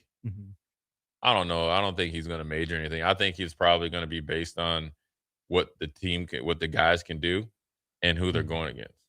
Gotcha. I'm going to tell you this right now for people listening out there. Vic Fangio is a really good coordinator. It has probably one of the most unique coaching. If you go over his career, it's pretty cool when you think about it. Start out with the Saints under Jim Mora, decent success, so-so, then kind of fizzled at the end. Goes to the Colts. Yep. They run him out of town. They do. Right? Then he resurfaces, or then he goes to the Panthers. Okay, that didn't work out. And you can't judge him on that. Well, then I had him down in Houston. And first 2 years we were really, really good. And then Vic, I remember this. He came in and he's like, we're going to go away from like stop it. Because our identity was we were really good in the front seven and run against the pass. We're going to stop the run. We have really good DBs. And we are going to blitz the heck out of it. We're going to kill your quarterback. Okay. I mean, you know what I'm saying? And that's, top 10 defense with a crappy offense. Well, then it changed. We want to stop the explosive plays. And then what that means that we're going to be a little softer against the run. But my point is our playbook was essentially this big every week. It was a new playbook. Okay. Well, guys started to leave. Some guys got hurt. So then that hurt because we didn't have the mental capacity to do so. And I'll never forget we played, it's a little bit longer. So we played Peyton Manning one year, in maybe one of the last games of the season, I think. Yeah, it was. It was a really good game for me, but I got fined about $10,000. Me and Marcus Pollard, a punch and a kick to the head. It was probably the dumbest thing I could do. No off-season vacation for Jay Foreman. But I remember one series. Now look, we had Aaron Glenn, Marcus Coleman, the combination of corners. We were really good. Dante Robinson as well, who was a first-round pick who played like 10, 11, 12 years in the league. Mm-hmm. So our three guys were good because Dante could go in and play slot because he could hit. Gotcha. Good safety play. And, I was a decent coverage guy and, Sharper could do his thing. We played man one time against Peyton Manning for like 2 quarters in a row. Right? Okay. The thought was it was going to eat up clock because we were able to catch and tackle him. But by the third and fourth quarter, they had already put in a whole new offense over there. You get what I'm talking? So when I'm talking, you're talking about majoring. If all you're going to do is do that, eventually, now there ain't a Peyton Manning that they're going to play. Or maybe Julian's saying, but they'll figure it out. Now with Vic, he was able to go to Baltimore, assistant coach, change that under Don Pease, figure that out, go to Stanford, San Francisco, rest is history. Now you're looking at the second half of his career where people fear his defenses now. Yeah. But how is his defense set up now? It's more about when we were in Houston. Defensive line, second level smart linebackers, take guys like Zach Bond and all those guys. And I think Coleman they just got from Alabama. Yeah. Right? Guys that can do multiple things. And you can lose your Blankenship, right? You can have a corner retire or trade him because you're fine. So my point is like you have to when you talk about major and minor in man or zone, you got to do both. And if you just lock in on one, if you better be dang good at it. That wasn't the takeaway that I had. The takeaway that I had was that Jay Foreman made Vic Fangio. That's not even the case. Not even the case. Not even the case. Vic Fangio. Vic, here's the thing about Vic. Vic would never give you true credit. He always kind of and he's totally different now. He was smug. Yeah, you had a really good year, but so that was man, you see, oh man, my pockets need to get fat, brother. You know what I'm saying? Let a brother eat. It was a little compliment. Yeah, Jay. Come on, that's an extra mil. Because the dude you really like he ain't busting a grape. You know what I'm saying? So don't down me. Don't right. The one thing about Vic though, I knew he did it though. I don't know if he did it, but I have a good inclination that he did it. We were having problems in year 3 rushing the passer. The brother he put in the papers the inside linebackers ain't rushing the passer. I'm covering the deep third. Vic, that's not my job. Hey, Eric is talking about me punching the dude. Which one? Hey, the one time I went after Vic at halftime is that we were playing Tennessee Titans and Derek Mason. And he put it. I had to cover the deep Colt route over. I had to go from a hook drop to an outside third. Yo, when we got wait a minute. Hey, listen. By the time he got in the locker room, guess who was waiting for him? Light-skinned king for the win. Hey. Those Sloopy can't get out there, Vic. Listen, that next day we got in that defensive meeting. Defense is when you watch the defense and we lost, so you're gonna watch the whole game. So say it's 2 hours. Mm-hmm. That bad boy was cut short. And you know what was funny? Because he just had the Jets scout in here. Aaron Glenn was in it. Because Aaron Glenn was he'd always laugh at me. You know what I'm saying? He always get me hype. He'd laugh at me. He's like, I know when you're real mad, right? He's like, you think Vic gonna show that play? he's like, I bet not. It was like play like 45. That was the shortest defensive meeting after a loss ever. But nah, Vic's a great coordinator though. But it's some good time. He's gotten better. He was suspect, but he's all right. I do want to get into kind of that mindset there. You mentioned the game plan of just show a man the first 2 quarters. That to me, some of the head games, right? Because I can only imagine, being in, I don't know if it was Tom Moore at that point. On the Peyton Manning and Tom Moore, but they had known each other and battled in practice. So he kind of knew, like the thing Peyton knew all our zone blitzes. You weren't going to confuse Peyton Manning. But that's just my thing. It's the human aspect of it is, Peyton's got the reputation for the meticulous preparation. That's his thing. Breeze, Brady, the rest of them.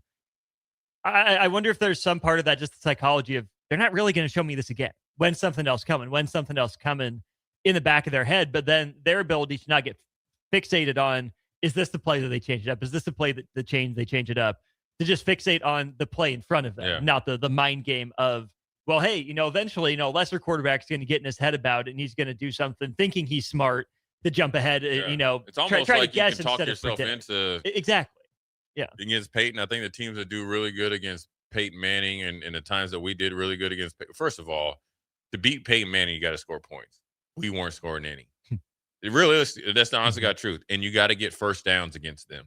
Well, it means to hear the same thing about, Brady, about Allen, about Mahomes, right. about But Lamar. in particularly with Peyton Manning. Okay. Because the more times they got the football, it was over. Because you have to. Why is that important? You have to establish a run game. You have to keep their defense on the field. It keeps their offense off the field. And it really condenses the Colts playbook. So the times that, like when I was in Buffalo, you look at the recipe, that's what it was, especially with the Colts. But it was, go into this game against Peyton Manning and really in the psychology. I remember one time, I forget the player. It may have been like a young guy playing. It was either Ramon Walker or Shante, or he's like, why are we even showing this? He knows everything. Talking about Peyton Manning. But I think with Vic, when we did the man, like we matched up so well with them, and we were really rushing the passer good inside. We felt like we had the advantage there, but we weren't scoring enough points. So like if we were able, like we weren't cashing in on like short fields, Gotcha. and so it was. So then that's how the game changed. We kind of did it for the first quarter. So then boom, the bottom fell out offensively. Well, then now they're getting the ball back after 3 plays versus if we were able to get 6-8 play drives. It really works out for you. It changes the way that they attack you defensively. That's why I was saying, offensively, we were talking about the tight end position. It kind of goes back and forth. You have to play really good defense to give the offense the chance to be successful, but you can't play good defense unless you have your identity and what you want to do. And to be honest with you, look, the ability to play man is great because it allows you to get to the quarterback, but I think the best man teams over the time or test the time are really able to tackle or attack the quarterback because it allows the corners. You're not going to just the days of like just running past guys. It just doesn't happen. Now you got to have receivers that make plays. My point is, if you're speeding the quarterback's play clock up, does it really matter if you're playing man zone? Because if I'm playing a third, cover 3, and the ball's coming out in like 1.5 seconds, I'm in man. If I'm playing man and the ball's coming out in 1.5 seconds, I'm still on them as well because you're not even reading the route tree yet. Right. You're step and a half in. So ultimately, you got to be able to create pressure or make the quarterback really, really uncomfortable and get him off his spots. I think there's a lot more to get into with that. Let's go ahead and take our first break of the hour. We'll be back with some more Football 301 next on Old School. Watch Old School live on Facebook, YouTube, or Twitch. Old School with Foreman and Orman on 93.7 The Ticket and theticketfm.com. Sometimes good people make mistakes. When you find yourself in need of an attorney, call Liberty Law Group. The attorneys at Liberty Law Group will defend you in court and protect your freedom to get you the best possible outcome and the justice you deserve. Trust your freedom to Liberty Law Group, the best criminal attorneys in Nebraska and Iowa. Call them today at 877-404-5238. That's 877-404-5238. Or check them out online at libertylawgroup.com. Select Plumbing and Utility has been serving Lincoln and the surrounding area for 14 years, and they're not slowing down. Select Plumbing and Utility handles all your plumbing needs from faucets and water heaters to full renovations, and they can even help with your heating and cooling needs. They're also Lincoln's underground experts, repairing and replacing broken underground water and sewer lines since day one. Contact Select Plumbing and Utility today at 402-560-6197, assuring excellence in every situation, opportunity, and challenge. That's 402-560-6197.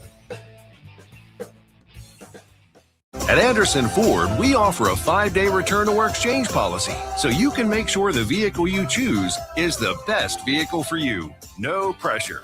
Right now, lease a 2026 Ford F-150 for $195 per month for 36 months. Experience better at Anderson Ford. Stock number 1009974. $195 per month lease for 36 months with approved credit. 7,500 miles per year. 10,000 due at signing. No security deposit required. Tax, title, and license fees expert. Residency restrictions apply. Program subject to change. Must take new retail delivery from Anderson Auto Group by 8/31/26. Hey there, this is Paul Scheel, owner of High Electric. I want to thank our friends and loyal customers and introduce High Electric to those looking for a new electrician. We've been serving the Lincoln and Omaha area for over 30 years, from design to install, upgrades, and repair. If you are a homeowner or a small business needing some electrical work, call us at 402-466-6606 or check us out at hyelectric.com. We look forward to hearing from you. At Schwezo Construction, safety isn't just a policy, it's a promise. Build with us. Work safe, go home proud. We're hiring skilled craftsmen, laborers, concrete workers, and steel erectors who value quality work and a team that has your back, on and off the job site. If you're ready to be part of a company where your safety and success come first, visit Schwezo.com. That's SCHWISOW.com and apply today. Schwezo Construction, 40 years strong and still building the future. For remote starters, audio upgrades, and more, there's only one place to go.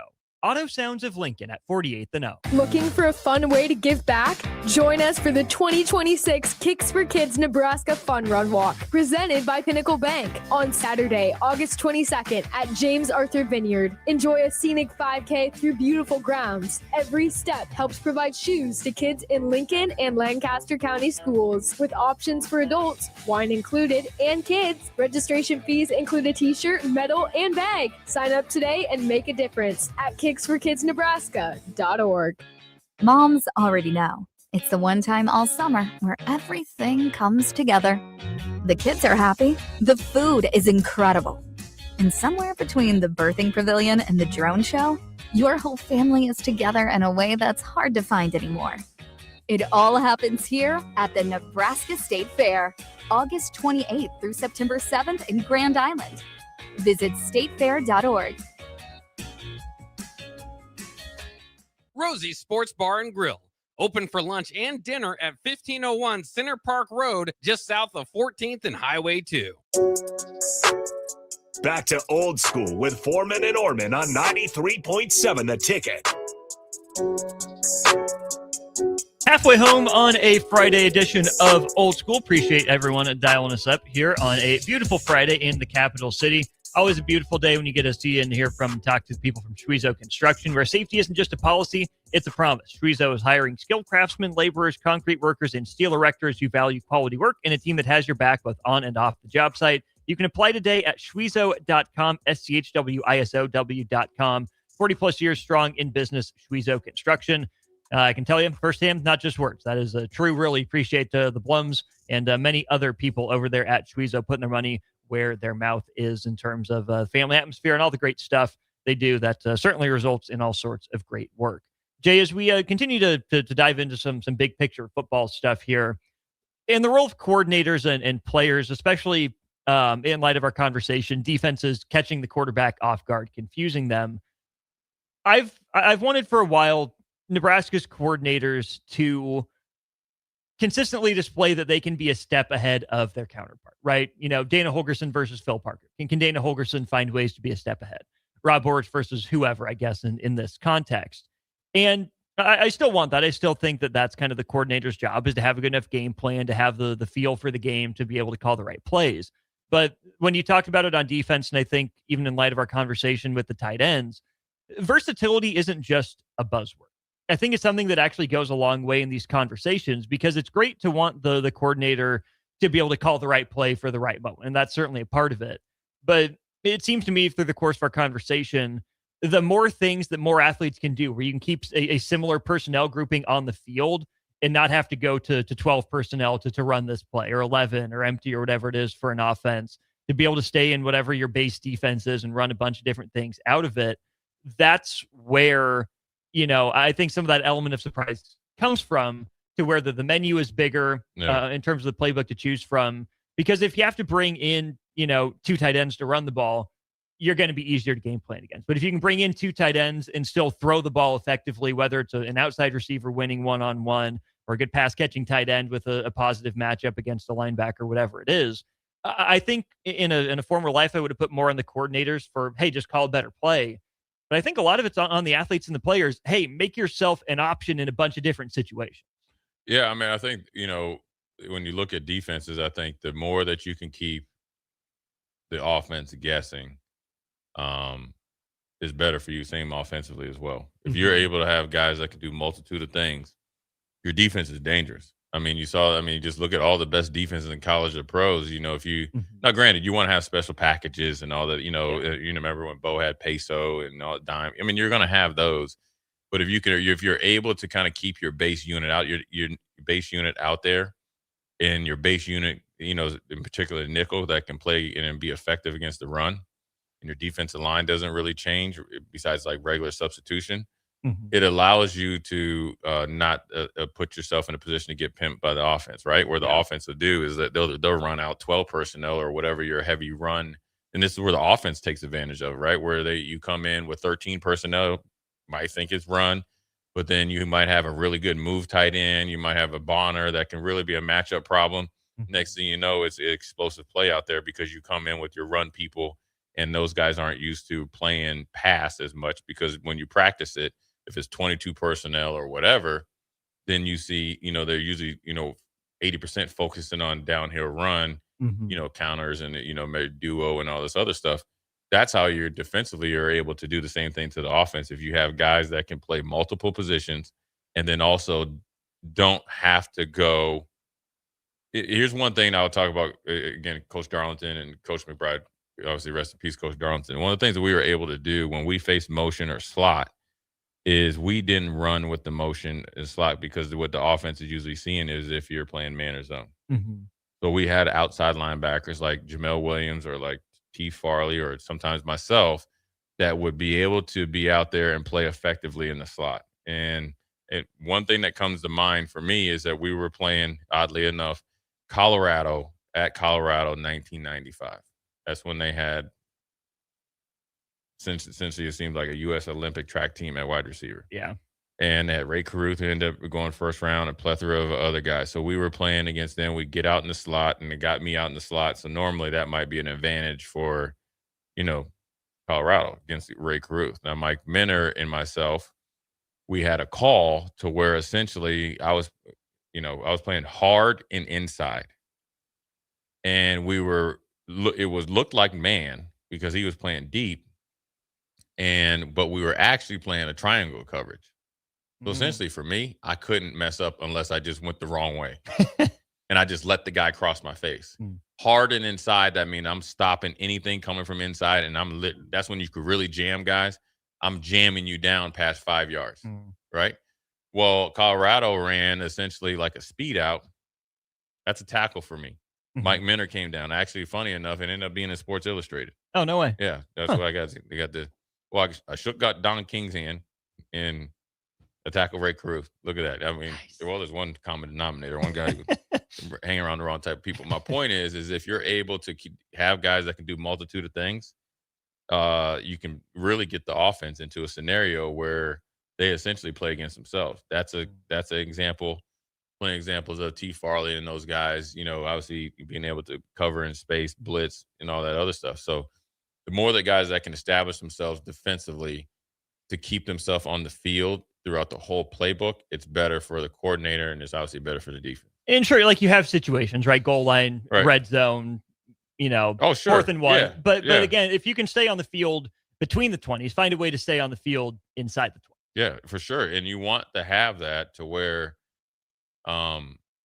look, if they come out and they have 5 wide receivers in there, well, you better have your dime defense in there.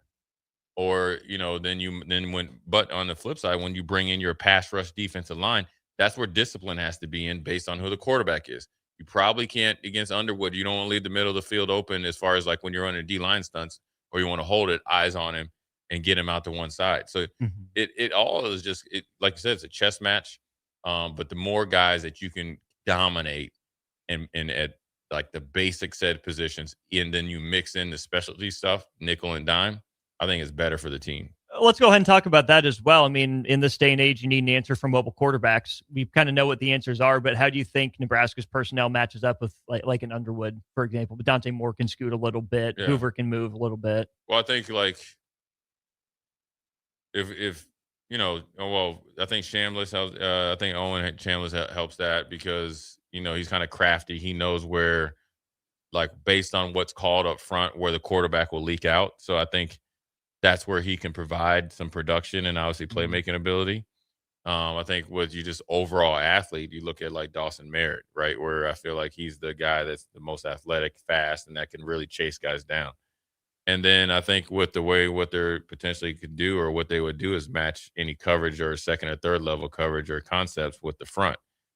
And you have to be more of a student of the game to understand the method to the madness. The best teams don't just run stunts, half-assed because they're not going to get a sack. You run, it's like a pick and roll. Who usually scores on the pick and roll? A guy sets a really good pick. Screen. Yep. So that's the same way you have to handle your defense. So there's multitude ways that you could do it. You could do it by the defensive line.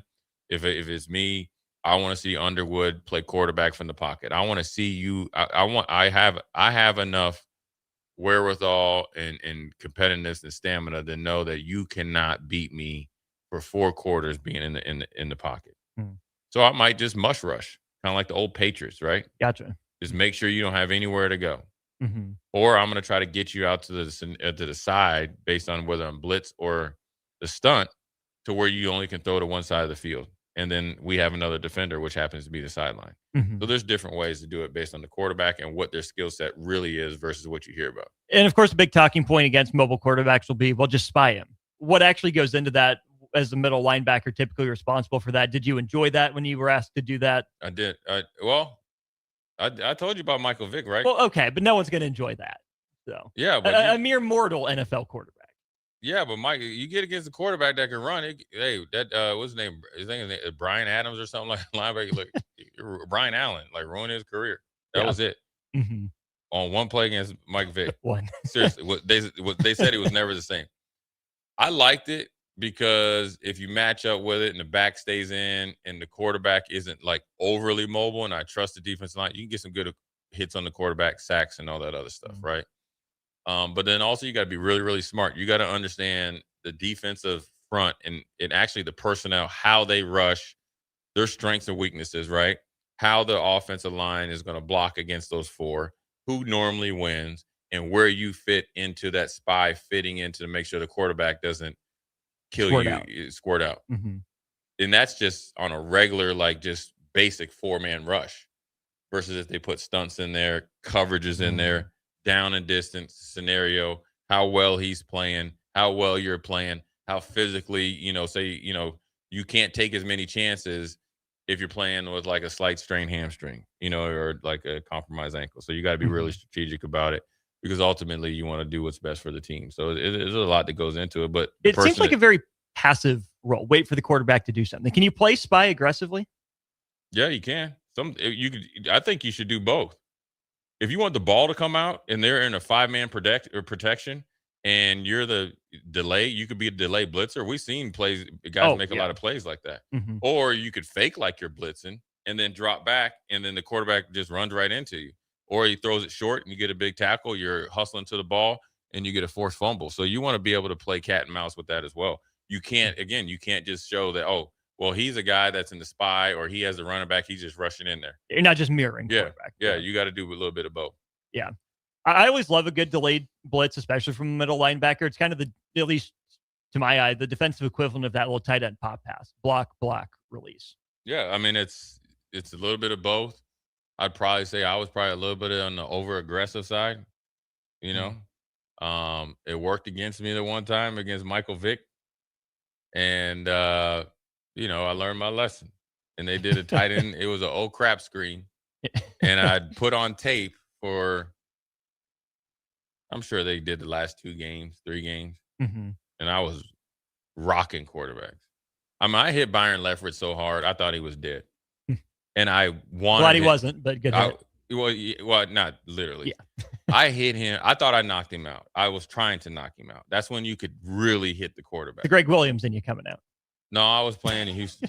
Okay. Well, that's not the Greg coming out. You know, you had it for a year. No, I wanted to knock the quarterback. I wanted to knock him out.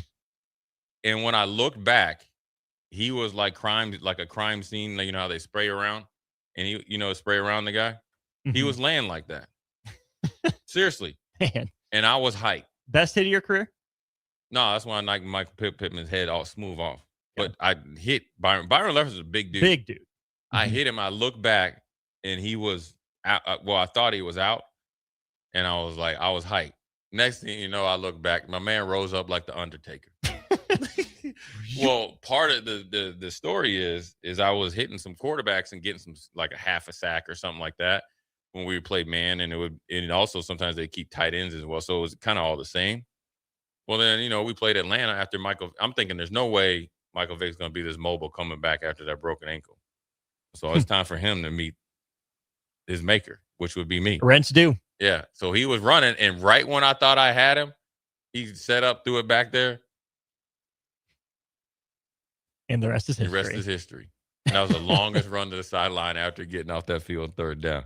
And Reggie Herring was But you got it off the field. That's the important part. We got off the field, but Reggie Herring, who was my favorite coach of all time, we almost fought on the sideline. Because Reggie was telling you about it? Was he telling me about it? I knew about it after that play. So it already had festered for 4 plays. And he must have got lit up by Dom. And they must have been mad at me because I think I had like a bad knee injury in there or whatever. So I was still kind of playing, and I wasn't like, you know, as fast or whatever. But you got off the field. No harm, no foul. Oh, no, it don't work like that, player. I don't work that player. And I didn't really make a lot of mistakes. But the problem was Reggie had told me about it. Actually, Vic did. And I'm like, man, whatever, Vic. I was already mad at Vic because of what he said, what came out in the paper. We weren't getting no pass rush. Well, I'm about to show you. I'm hitting the quarterback. The quarterback gonna get hit. Yeah, I'm gonna show you. I'm gonna hit and I've been hitting the quarterback. So, but it was in my mind. Oh, you ain't getting no pass rush. Them dudes ain't pass rushing. That's why I gotta go in there and hit the quarterback. Man, if I'm that light post over there, Reggie Herring was out there where them yellow middle of the street was waiting for me. He was always halfway to the field giving me the business. Just straight work. All the way over there. Then I went over there. Then I got some water. He came there. And then finally, I had to bow up just on GP. Well, then Reggie's an old linebacker from Florida State. He gonna bow up. Well, I was like, well, what's up? What are we gonna do about it? What we gonna do then? Let's go. Hey, come on. There's a bunch of FUs. Well, let's go then. Then we got broke up. I got water. We had to go back out there. Then we had a linebacker named Kylie Walker. He's like, yeah. He's like, yeah, I like that. I like that. Me and Reggie. Then Reggie came up to me, knocked me. He's like, you still mad at me? I'm like, nah. He's like, me either. We're good, man. Yeah, I mean, it was funny, though. We'll go to break. We got some good text on the text line. We'll get back to that to wrap up hour 2. You're listening to Old School with Jay Foreman and Austin Orman. Download the mobile app and listen wherever you are on 93.7 The Ticket and theticketfm.com. Perch Merch is your one-stop shop for all your printing and promotional needs in Lincoln, Nebraska. They specialize in screen printing, embroidery, vehicle wraps, window wraps, print collateral, promotional products, and signage. At Perch Merch, they're committed to delivering high-quality products and exceptional customer service. Their experienced team of designers and printing professionals will work with you every step of the way to ensure that your vision is realized. Call for a quote today at 402-217-5212 or go to perchmerch.com. At Anderson Ford, we offer a 5-day return or exchange policy, so you can make sure the vehicle you choose is the best vehicle for you. No pressure. Right now, lease a 2026 Ford F-150 for $195 per month for 36 months. Experience better at Anderson Ford. Stock number 1009974. 195 per month lease for 36 months with approved credit. 7,500 miles free or 10,000 due at signing. No security deposit required. Tax, title, and license fees extra. Residency restrictions apply. Program subject to change. Must take new retail delivery from Anderson Auto Group by 8/31/26. Select Plumbing and Utility has been serving Lincoln and the surrounding area for 14 years, and they're not slowing down. Select Plumbing and Utility handles all your plumbing needs from faucets and water heaters to full renovations, and they can even help with your heating and cooling needs. They're also Lincoln's underground experts, repairing and replacing broken underground water and sewer lines since day one. Contact Select Plumbing and Utility today at 402-560-6197, assuring excellence in every situation, opportunity, and challenge. That's 402-560-6197. Looking for a fun way to give back? Join us for the 2026 Kicks for Kids Nebraska Fun Run Walk, presented by Pinnacle Bank, on Saturday, August 22nd at James Arthur Vineyard. Enjoy a scenic 5K through beautiful grounds. Every step helps provide shoes to kids in Lincoln and Lancaster County schools, with options for adults, wine included, and kids. Registration fees include a t-shirt, medal, and bag. Sign up today and make a difference at kicksforkidsnebraska.org. Moms already know. It's the one time all summer where everything comes together. The kids are happy. The food is incredible. And somewhere between the birthing pavilion and the drone show, your whole family is together in a way that's hard to find anymore. It all happens here at the Nebraska State Fair, August 28th through September 7th in Grand Island. Visit statefair.org. Is there anything worse than paying for something that's done half-assed? You buy something, you want it to work, especially when it comes to your internet. When you're trying to stream a movie, work from home, or shop online, half-assed internet doesn't get it done. At Allo Fiber, we don't do anything half-assed. We offer 100% real fiber and real human support that serves the community from the community. So while others may say they have fiber, in the end, there's half-fast fiber, and then there's Allo Fiber.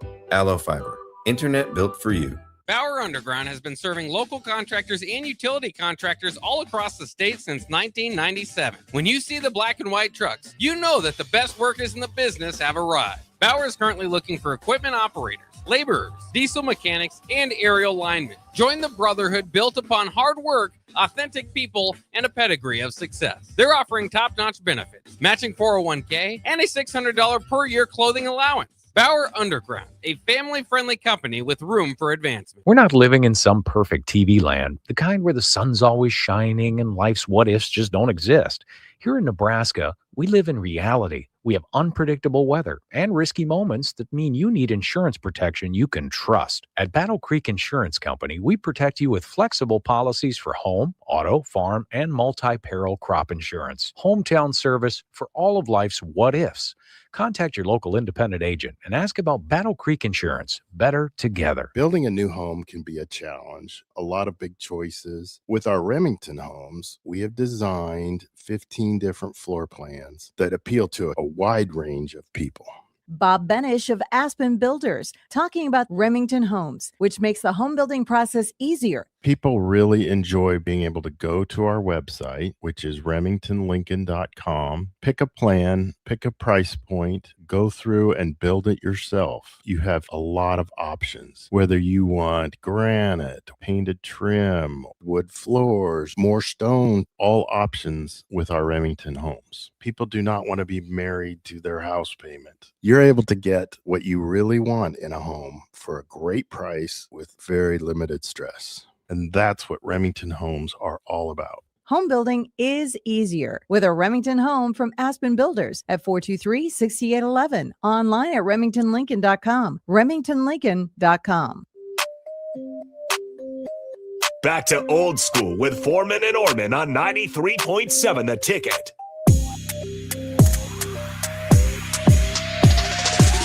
That's right. Welcome back in as we wrap up hour two of Old School, 10 o'clock hour. We got this text, a couple of them from 39 to 50. Absolutely love Jay Foreman and his defensive talk. As a retired high school defensive coordinator, I could listen to his analysis all day. Great show. Follow up, I asked, how long is DC for? How long he coached for?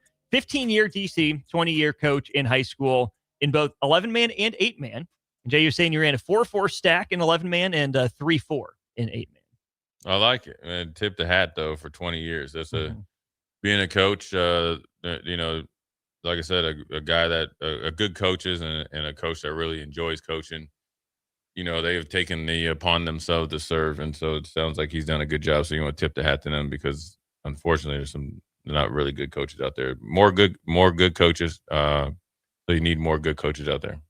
Obviously, personnel dependent, but if you're building a high school program from scratch, what do you think are like the base fundamentals to start a program, offense, defense, scheme wise?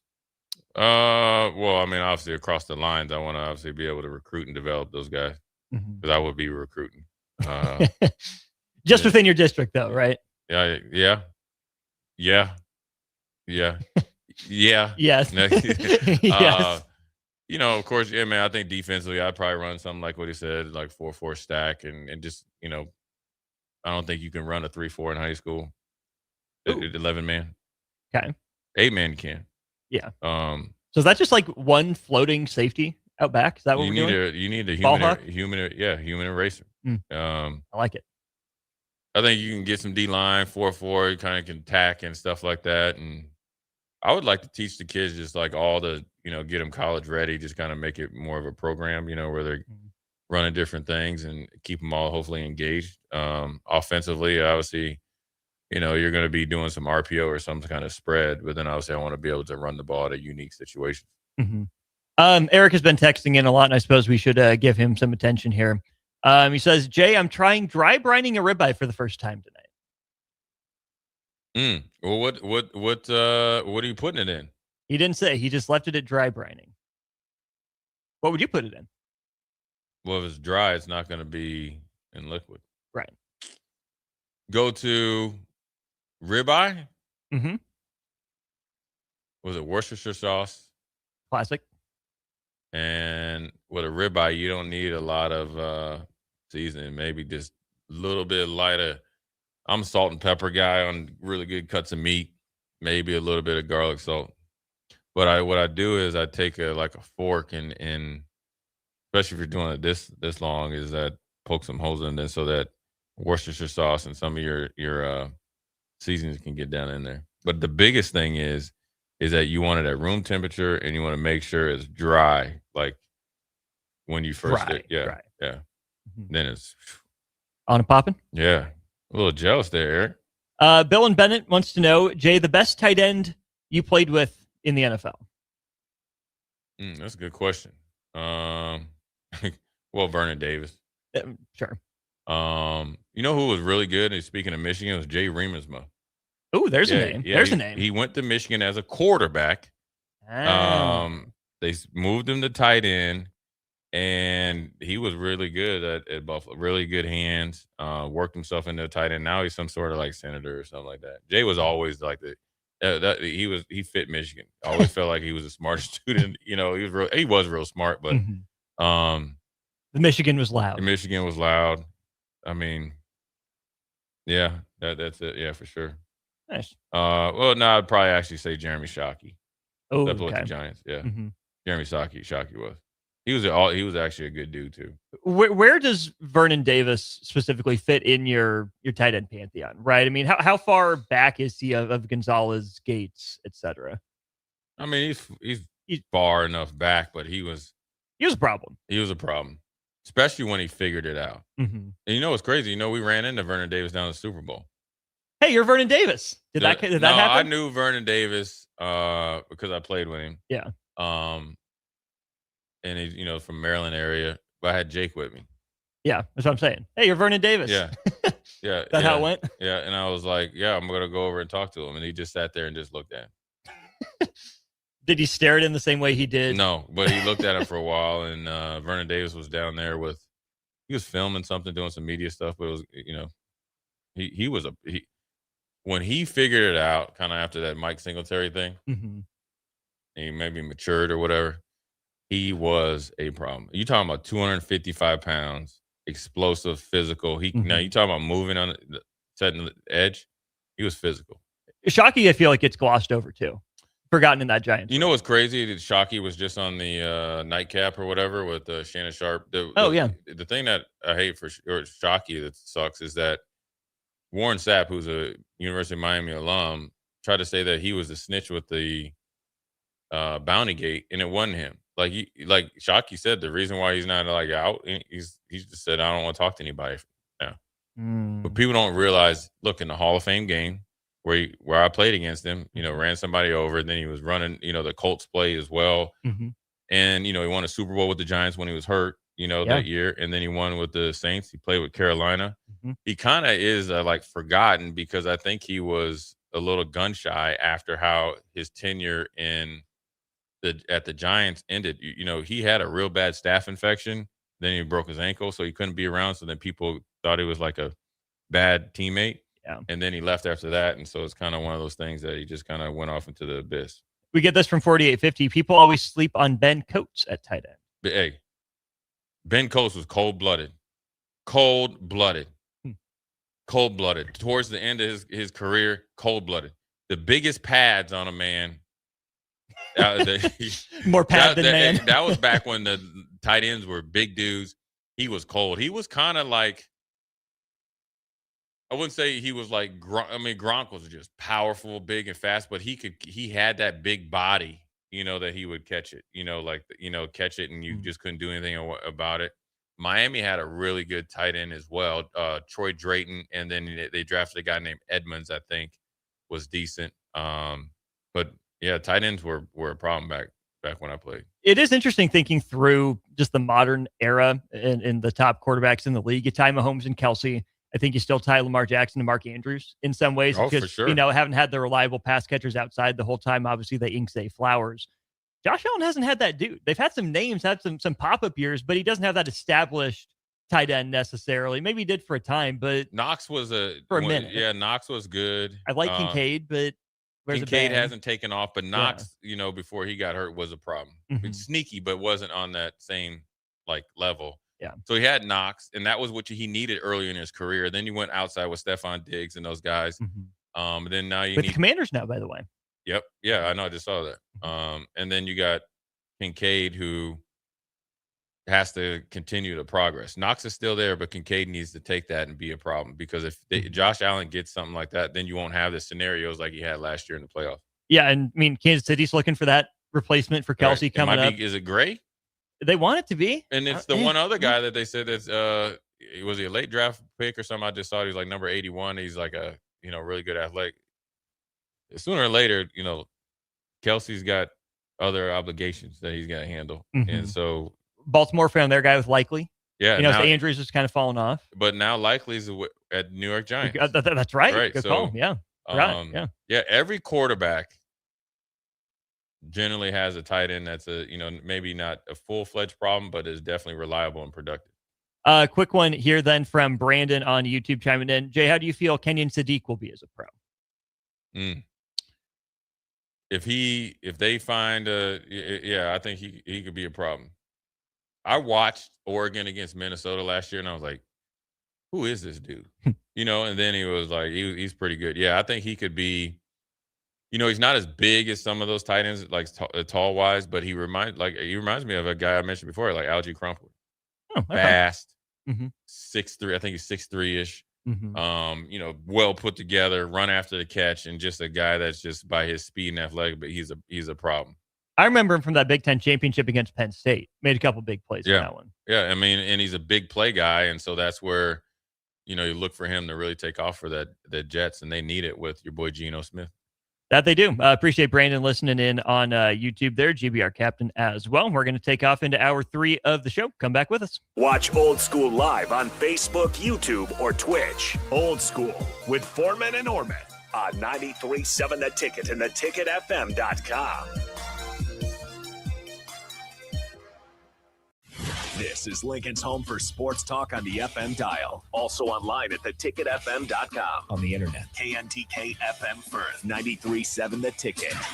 Perch Merch is your one-stop shop for all your printing and promotional needs in Lincoln, Nebraska. They specialize in screen printing, embroidery, vehicle wraps, window wraps, print collateral, promotional products, and signage.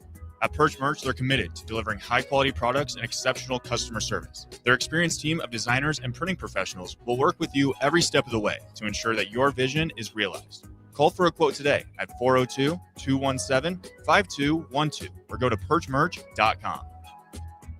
Sometimes good people make mistakes. When you find yourself in need of an attorney, call Liberty Law Group. The attorneys at Liberty Law Group will defend you in court and protect your freedom to get you the best possible outcome and the justice you deserve.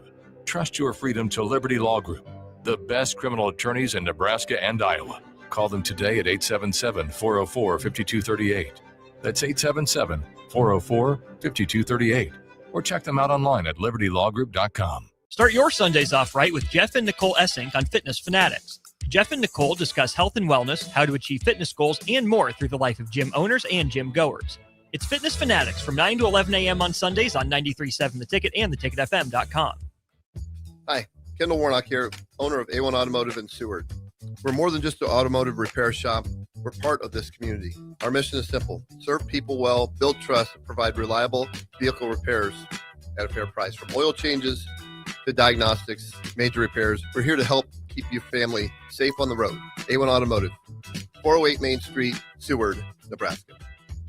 Looking for a fun way to give back? Join us for the 2026 Kicks for Kids Nebraska Fun Run Walk, presented by Pinnacle Bank, on Saturday, August 22nd at James Arthur Vineyard. Enjoy a scenic 5K through beautiful grounds. Every step helps provide shoes to kids in Lincoln and Lancaster County schools, with options for adults, wine included, and kids. Registration fees include a t-shirt, medal, and bag. Sign up today and make a difference at kicksforkidsnebraska.org. Bauer Underground has been serving local contractors and utility contractors all across the state since 1997. When you see the black and white trucks, you know that the best workers in the business have arrived. Bauer is currently looking for equipment operators, laborers, diesel mechanics, and aerial linemen. Join the brotherhood built upon hard work, authentic people, and a pedigree of success. They're offering top-notch benefits, matching 401k, and a $600 per year clothing allowance. Bauer Underground, a family-friendly company with room for advancement.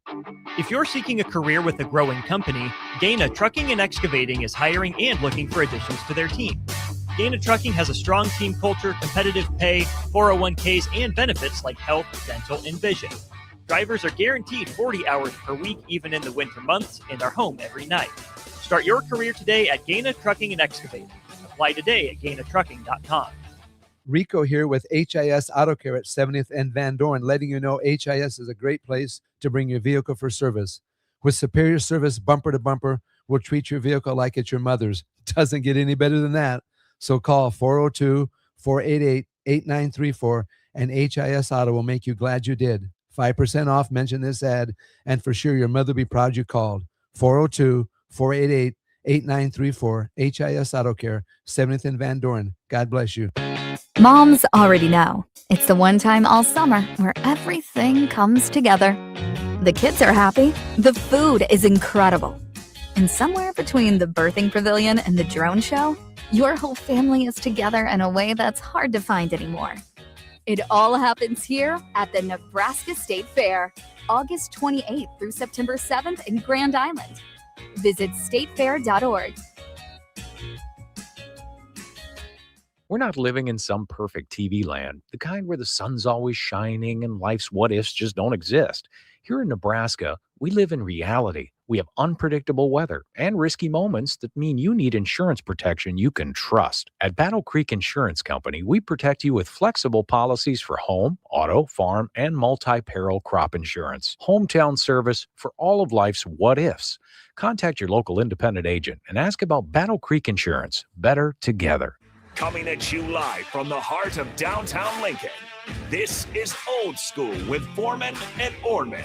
Nebraska Football Hall of Famer Jay Foreman.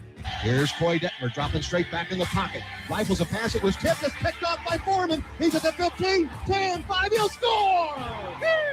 Foreman got it, and it's touchdown Huskers. Black shirts, answer the call one more time.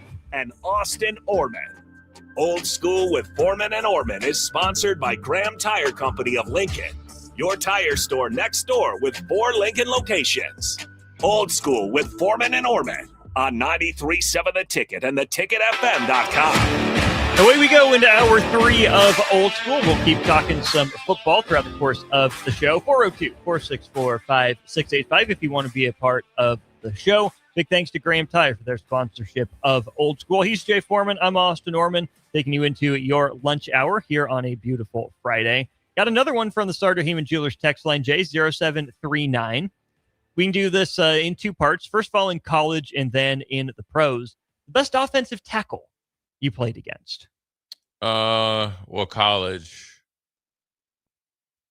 I'd probably just say like one of the guys I played in practice. So probably like, Zach Weir was really good. Now I was a freshman, but still played him. He was, I mean, obviously I went against him for a year straight, period in different periods. So he probably was the best just off the top of my head. I'm trying to think. Yeah, I'd probably say, Zach Weir in college. He couldn't get much better than that. He won everything. Right. So the whole offensive line was really good. So I'd say those guys. And the pros, man, I mean, it was everybody. I played against Walter Jones, Hall of Famer, Orlando Pace. Jumbo Elliott is not a Hall of Famer, but he was really, really good. I played against Terry Glenn from Indianapolis, Richmond Webb. I mean, Brad Hopkins? Okay. He was probably one of the dirtiest dudes I played against. Ooh. But it's fine. We liked it like that. Tony Baselli. Yeah. Now his career was riddled with injuries. Somehow still made the Hall of Fame, which is great. Willie Rofe, I played against him. Jonathan Ogden. All of them were really, really good. But I can tell you what. Was Will Shields still in the league when you were playing? Yeah, he was a guard. Oh, guard. Gotcha. Yeah. We went at it one time. Yeah? Oh, yeah. You and Will? Oh, yeah. Okay. It was funny. I got two stories. So Will Shields. So sometimes Mike Rucker, we'd talk because you watch who they played before. So you call, get some tips. So they played Carolina. Chiefs played Carolina like a week or two before. And Ruck was like, and I only had met like Will Shields like a couple times just in passing, maybe saw him after the game, just said what's up. And he just looked like he was just a quiet dude, or, I just assumed, right? Real quiet. Ruck was like, oh yeah, Will Shields would be popping off. I'm like, no way. And he was like, yeah, we got it cracking. We got it cracking. We did. Who? Me and Will. Who started it? Who? I think got the crack. Will did. We kind of locked in and locked in, got after it a little bit, but it was all good stuff. It was competitive. It was probably one of the best trash talking games ever because we were going at it, wasn't trying to hurt each other, but we were just woofing the whole game. That was pretty funny. And then the other guy they had Brian Waters. Yeah. Yeah. You had to watch out for him because he was super strong. So that was when the Chiefs offense, they were really rolling. Sure. But I always talk about that preseason game when we played St. Louis Rams. Mm-hmm. I think I closed my eyes when the play was played in the big screen, when we were in meetings. I think it had to be Orlando Pace that hit me. Hit me so hard when I went on that blitz. I swear I was horizontal. I got thrown out there. Whatever you want to say. Thrown out the club, head knocked off. Yo. Put to sleep. Listen, I was awake. You're awake? And here's how I know I was awake. It was funny. We used to run this kind of fire zone blitz where the defensive tackle goes from a 3 technique into 2, and I come right off his butt. Oh, right? Okay. And so the defensive end is supposed to rush, and so I can kind of come right off his tail and get, either hit a quarterback or get a sack or whatever. Mm-hmm. Well, my man Bryce Fisher from Air Force, by the way, who only got to play in the preseason, and then he would go back until he did his obligations. Yeah. He was a great dude, and he ended up having a great career. Actually, I think he lives in Chicago. I should have called him last week. Dropped. He was supposed to rush and dropped. So this offensive tackle, here's what now, mind you, I was running in their high. You know how they say running backs run too high and you get you pistol whip. Well, happens to linebackers too. Oh, I was running because I'm thinking like, I'm scot-free. There's no way the tackle would come get me because we've been running this thing since like mini camp, Bryce. Right? I'm gonna get a sack or something. Yo, homeboy hit me so dang hard. Here's how I know I wasn't asleep. First of all, I didn't get put to sleep. Here's how I know I was asleep. because I'm looking, say, like at the quarterback to hit him, and I was looking sideways, and I remember seeing the light. Hey, Austin, I remember seeing the lights up there, and it was in slow motion. You remember when like Rocky got knocked out in Rocky 3? Yep. That's how I was. I was running here, boom, bam, hit the side, and I was like, and then you get up and you just start running around because you got to, show effort. And I remember Rayon was like, "What happened?" I was like, "Yo, I don't know who hit me," right? So I was then mad after that. Then, you're kind of like I think it was like a rotational co-star. You're out the game. And my mentor was this dude named Sam Coward. John Hollisek was, but he's kind of like smug or whatever. Like he coaches in Chicago. You text him a couple of times and he don't say anything after that. He kind of like smug or whatever. But Sam was like one of my mentors, and he was a second-year guy. But he would clown you though. He was in there. He's like, damn, Jay Foreman, who was that hit you? He's like, hey, Ted, rewind that back. I was like, hell no. And then Ted was up there laughing. You know what I'm saying? He's like, yeah, rookie. He's like, yeah, you got to have your head on a swivel. I'm assuming it was Orlando Pace, because if it was a backup, somebody need to sign him, because that's a play that'll get him a lot of money. Man, I got blasted. I mean, I got rocked. Still don't know who he was. You know what? He's probably somewhere talking about, I talk about I hit Michael Pittman. He's like, yeah, that Jay Foreman dude? Yeah, I blew him out the frame. Yeah, so that was, but Orlando Pace was great. Jonathan Ogden was the funniest because he was so good. He would talk junk while he was in his pass sets. That ain't working. Straight up? Not to me, but just the other. I could hear him. And Troy Evans, who actually calls in sometimes, was a teammate. He was on special teams. Troy got cracked back, and Troy was like laying on the ground, about to get up. And Jonathan was like 6'9". And he's like, hey, you got knocked out. He's like, but you tough though. You got up. He was talking to Troy. Yeah, he lives in Vegas. Oh, okay. Yeah.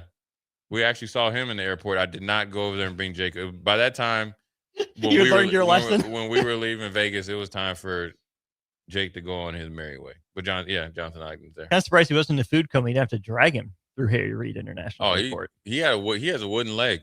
I've never seen somebody of Jake's stature or size or whatever eat that much food in that setting, eat and drink everything. And then, like how like when it was a Pac-Man, you get the power pellets. Waka, waka, waka, waka. Like, then he energized, dude. He energized up, dude. I started eating the ghost too. I was hiding in the bathroom because he saw new food trucks that came up. Like, because we were inside this big F1 facility. It was like 4 levels F1, and they had the cars in there, and it was great.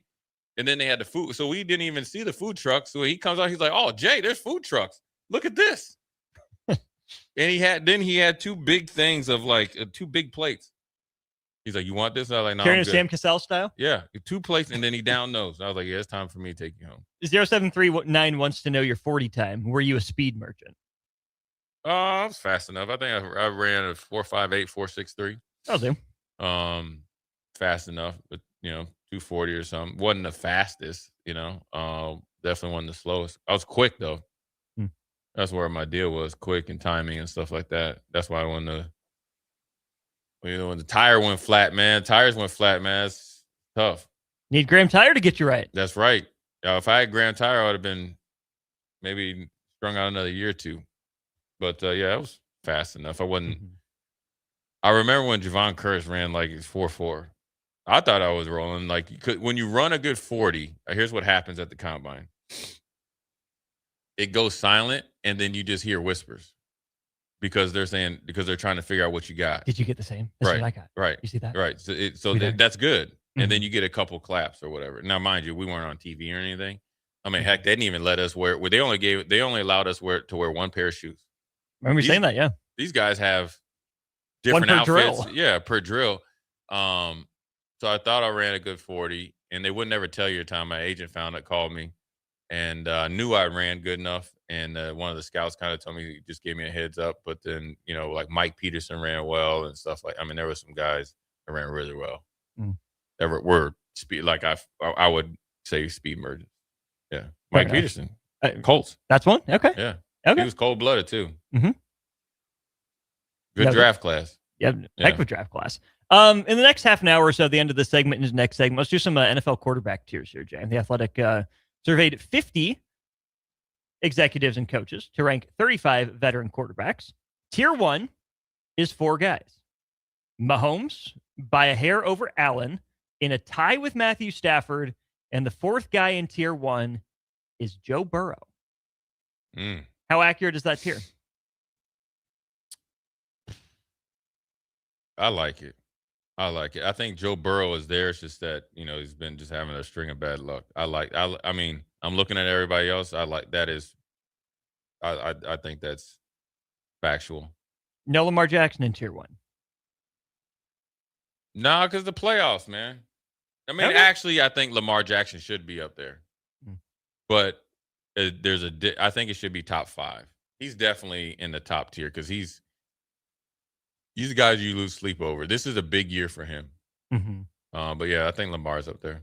Man, wait, hold on, man. I'm looking at the last dude. This is just flat out disrespect. It has to stop, man. It has to stop. And I'm not even I think Shedeur Sanders is a good player. I think he's better than he's definitely better than a 5th round draft choice. But come on, man. Are you trying to tell me Michael Penix, Deshaun Watson, J.J. McCarthy, Jacoby Brissett, you're a scout and you have him over Shedeur Sanders? I would have put McCarthy last. I would move Brissett up a little bit. Penix definitely down. Watson definitely down. Geno Smith can't be that bad, can he? It wasn't great last time. He was a comeback player of the year 2 years ago. 2 years ago. He can't be that bad. I mean, Malik Willis has never been a starter. Right. Not full time. 4 games. Yeah. That's what I'm saying. You got C.J. Stroud at 20?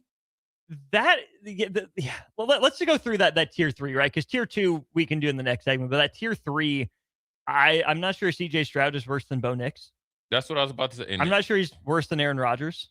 I'm not sure Daniel Jones is that close to him. Right. I think C.J. Stroud hit higher highs. Kyler Murray? Jackson Dart? Dart was really high, I thought. That was high. Jackson Dart is tier 4. Yeah. I put Shuck in there too. I mean, Shuck didn't face a good defense last year. Right. And then you got Cam Ward showed some flashes. But that's about right. 25th. Tua? Nah, man. Tua's got to be tier 4 at this point. Right. And then Kirk Cousins? I know they do it's numerical and by tiers. And so I think that the bottom half of that is probably accurate. Yeah. But I still like C.J. Stroud. He's a top half quarterback in the NFL to me. Oh, he can't be he's definitely 20. top 16 quarterback. I mean, if you're holding last year against C.J. Stroud, why are you not holding against Jaden Daniels? Jaden Daniels essentially played his rookie year. C.J. Stroud did the same thing as rookie year. Oh, there's a 7-spot gap between them. Right. That's what I'm saying. Well, why is Jaden Daniels getting the benefit of the doubt and the guy that's been more proven with less weapons on it? You got to think, just 2 years ago, Houston Texans had the worst offensive line in the league, and he was still putting in work. And he's had a new coordinator essentially every single year of his career. How much of that is his fault that he's had a new coordinator, though? Well, one got a job. Because it worked well with Slowick, and then it didn't. Yeah, and then he somehow wanted to change. And then the first year with the new guy didn't work, and then it was better. I think it's plenty of blame to go around. I think also organizational wise, they were a little upset that Slowick was so steadfast in trying to get a head coaching job. And then then here's what happens. And saw this with Jaden Daniels as well. And we're going to see what's going to happen with Jackson Dart is like you have that kind of run your first year, then then it puts you in the crosshairs of that sophomore slump. And that's what CJ faced because, he felt, and then he was popping off too. He felt like, he said he's a top 5 quarterback. Remember that? I remember that. And, we're going to win Super Bowls and all that's that young rookie talking. And that's what I think led to this, ranking. But there's no way that he's 20. Now, it's not that much farther away from, 16, but you got Jaden Daniels at 13. Off of 1 year and a handful of games. Yeah, I mean, what is it about Jalen Hurts that you don't like? Ooh, and see, I thought that was about right for Jalen Hurts. Well, in comparison to Jaden Daniels. Yeah, I mean, Jalen Hurts has certainly accomplished more. I mean, there's absolutely no arguing that fact. And you're putting Drake May at number 8? I'm not. No way. No. I mean, so I'm just looking at. Would you have May as a tier 2 guy, or you think he's closer to 3? He's bottom tier 2 right now. Actually, I'd have him in tier 3. I would switch the schedule, man. Yeah, exactly. I would switch him and Bo Nix from tier to 3 to 2, 2 to 3. Okay. Not into his slot, but into tier 2, considering what Bo Nix has done in the first 2 years. And I'm not even a big Bo Nix fan, but I think he's obviously more established and better quarterback right now than Drake May. Oh, I agree. Yeah. Now, I think May can reach a higher peak. He just hasn't gotten there.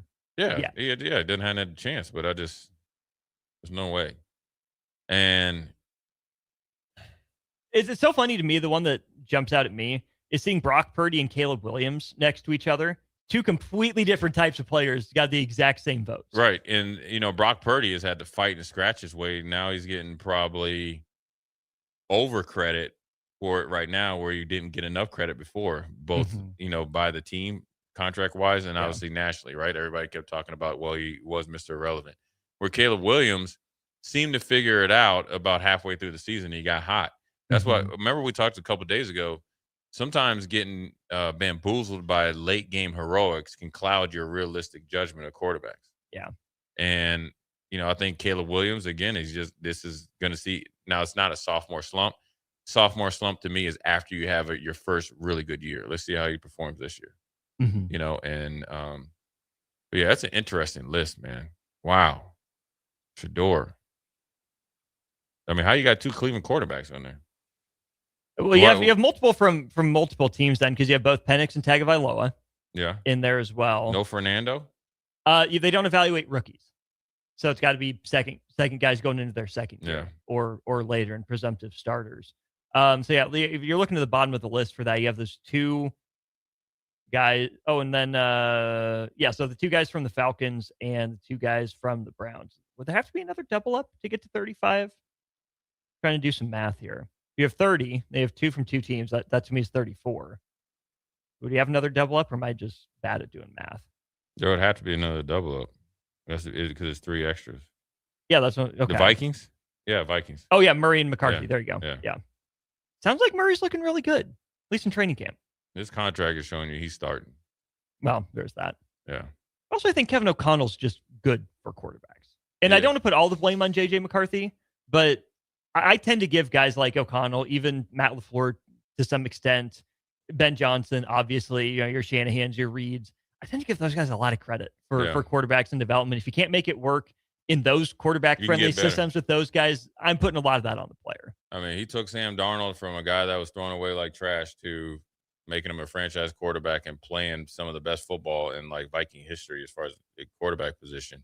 Yeah. And then it led to him getting a huge contract and eventually a Super Bowl with Seattle. And so he's done it with everybody. And so that's why it's probably disappointing for them with J.J. McCarthy, considering that he's so, young in his career, that you have to get a veteran that was essentially shunned at Arizona, who was supposed to be the franchise quarterback. That actually, the year that Kyler Murray started to mature, they got rid of him, that he's coming up here and essentially taking J.J. McCarthy's spot.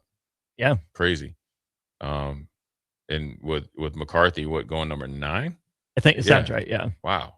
That's a big draft investment. The GM got fired because of it, but ultimately that's it could be looked at as a draft first round bust. You mentioned Sam Darnold, by the way. He's in a tie with Baker Mayfield at number 14.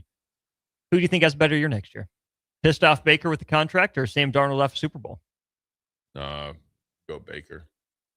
But the hard thing for Baker is Mike Evans is gone.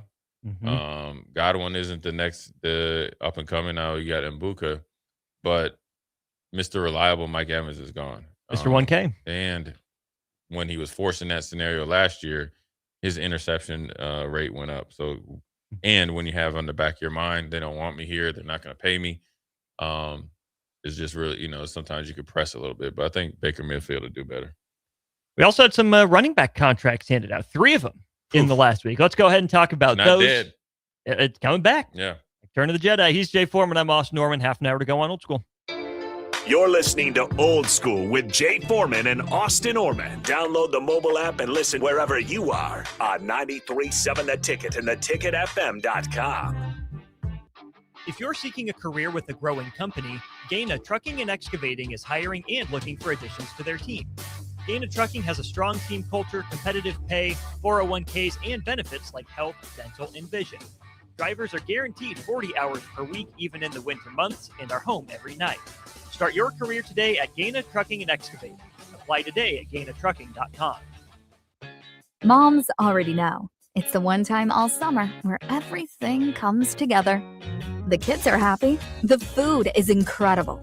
And somewhere between the birthing pavilion and the drone show, your whole family is together in a way that's hard to find anymore. It all happens here at the Nebraska State Fair, August 28th through September 7th in Grand Island. Visit statefair.org. Hi, Kendall Warnock here, owner of A1 Automotive in Seward. We're more than just an automotive repair shop. We're part of this community. Our mission is simple: serve people well, build trust, and provide reliable vehicle repairs at a fair price. From oil changes to diagnostics, major repairs, we're here to help keep your family safe on the road. A1 Automotive, 408 Main Street, Seward, Nebraska. Looking for something different for lunch or dinner in Lincoln? Big 8 is now open at 1226 P Street, serving seafood boils and Asian cuisine. Get your hands messy with fresh, flavorful seafood boils, hot, bold, and made to share.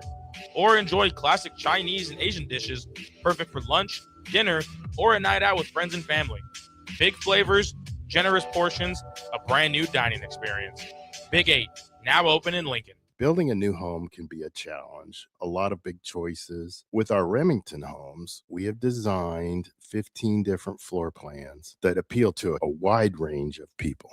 Bob Benish of Aspen Builders, talking about Remington Homes, which makes the home building process easier. People really enjoy being able to go to our website, which is remingtonlincoln.com, pick a plan, pick a price point, go through and build it yourself. You have a lot of options, whether you want granite, painted trim, wood floors, more stone, all options with our Remington homes. People do not want to be married to their house payment. You're able to get what you really want in a home for a great price with very limited stress. And that's what Remington homes are all about. Home building is easier with a Remington home from Aspen Builders at 423-6811. Online at remingtonlincoln.com. remingtonlincoln.com. Looking for a fun way to give back?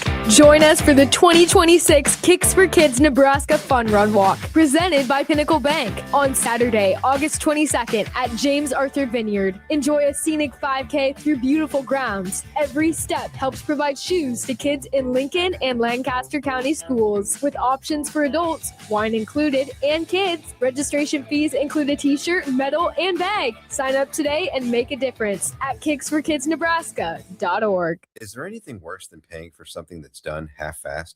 You buy something, you want it to work, especially when it comes to your internet.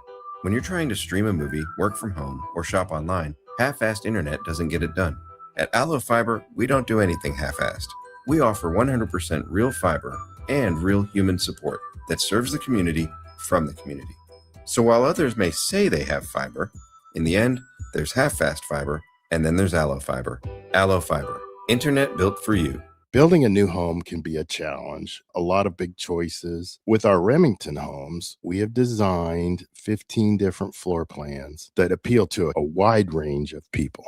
Bob Benish of Aspen Builders, talking about Remington Homes, which makes the home building process easier. People really enjoy being able to go to our website, which is remingtonlincoln.com, pick a plan, pick a price point, go through and build it yourself. You have a lot of options, whether you want granite, painted trim, wood floors, more stone, all options with our Remington homes. People do not want to be married to their house payment. You're able to get what you really want in a home for a great price with very limited stress. And that's what Remington homes are all about. Home building is easier with a Remington home from Aspen Builders at 423-6811. Online at remingtonlincoln.com. remingtonlincoln.com.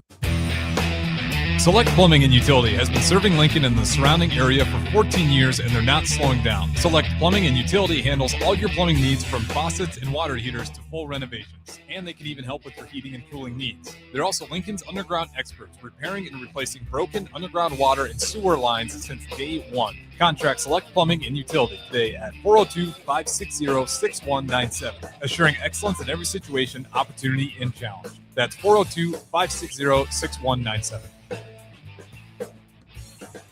Rico here with HIS Auto Care at 70th and Van Dorn, letting you know HIS is a great place to bring your vehicle for service. With superior service bumper to bumper, we'll treat your vehicle like it's your mother's. Doesn't get any better than that.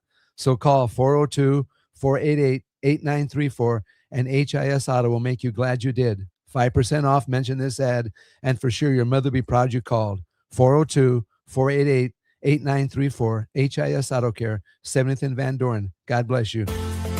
If the power is out, traffic lights may be too. If you come across a dark intersection, treat it like a four-way stop. Find more outage safety tips at les.com/safety. Back to Old School with Foreman and Orman on 93.7 The Ticket and theticketfm.com. Half an hour to go here on Old School. Jay Foreman, Austin Norman with you. 402-464-5685. Over the next 3 years, who would you want as your team's RB1? Bijan Robinson, Jonathan Taylor, and Jahmyr Gibbs. Jay, all $20 million men now in the NFL. The only previous $20 million per year running back had been Saquon Barkley. Now, within the span of the last, let's call it 96 hours, he had 3 more of that club.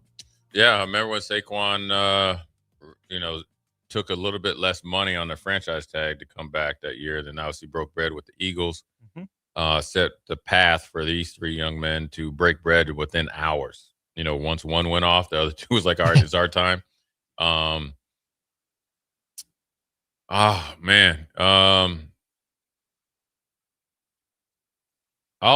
take, it's hard. I think all 3 of them are great.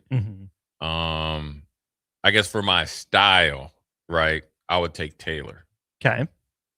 My man. Big bruiser, home run speed, has gotten way better in the passing game.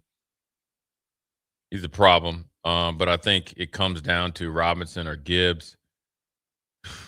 I'm going to say Robinson because I've seen him do it more. I think Gibbs is going to, obviously, I'm going to see him be the bell cow now because Montgomery's down to Houston. I'm going to say Robinson because he's a little bit of both. He's big enough to run between the tackles and be physical, so you can 25 carry him. But then also he's really good in the pass game.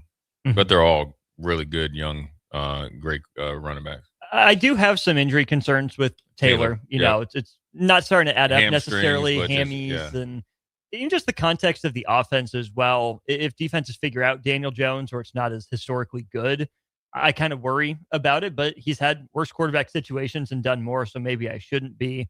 I just love that Robinson can do it all out of the backfield. I know, all 3 of those guys have some ability to catch the ball, but Robinson, there's a reason he's, top 5 fantasy conversation and all that.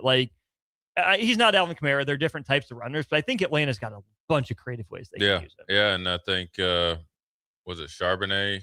Yeah, that was there. Then he's gone, right? I think so. Yeah, so because he was actually Algier, because Charbonnet is up in Seattle. Yeah, well, Algier, right? Remember, he was kind of taking a little bit some of his touchdown carries, and Robinson didn't like it. So, look, I think both him and Gibbs are all 3 of them actually. Sometimes you can draft a running back high and not work out. Yeah, right. All 3 of those guys have not only met expectation, I think exceeded expectation in different parts of the career. Gibbs is so explosive. He's like a receiver, man. Once he gets it going and the way Detroit does things, he can make a lot of big plays, game after game. In terms of average per year for NFL running back contracts, it's Gibbs at $22.5 million, Bijan Robinson $22.25 million, Jonathan Taylor at $22 million, and then Saquon Barkley about $20.5 million. Not a big drop off then. Christian McCaffrey. We'll see if he continues his every other year sort of trend. Devin Achane from the Dolphins at $16 just got million. paid this offseason. He did. Derrick Henry making $15 million per year, starting to seem like a little bit of a discount. Even as he ages. Breece Hall at $14.5 million. Next guy on that list then, Jay, is Kenneth Walker.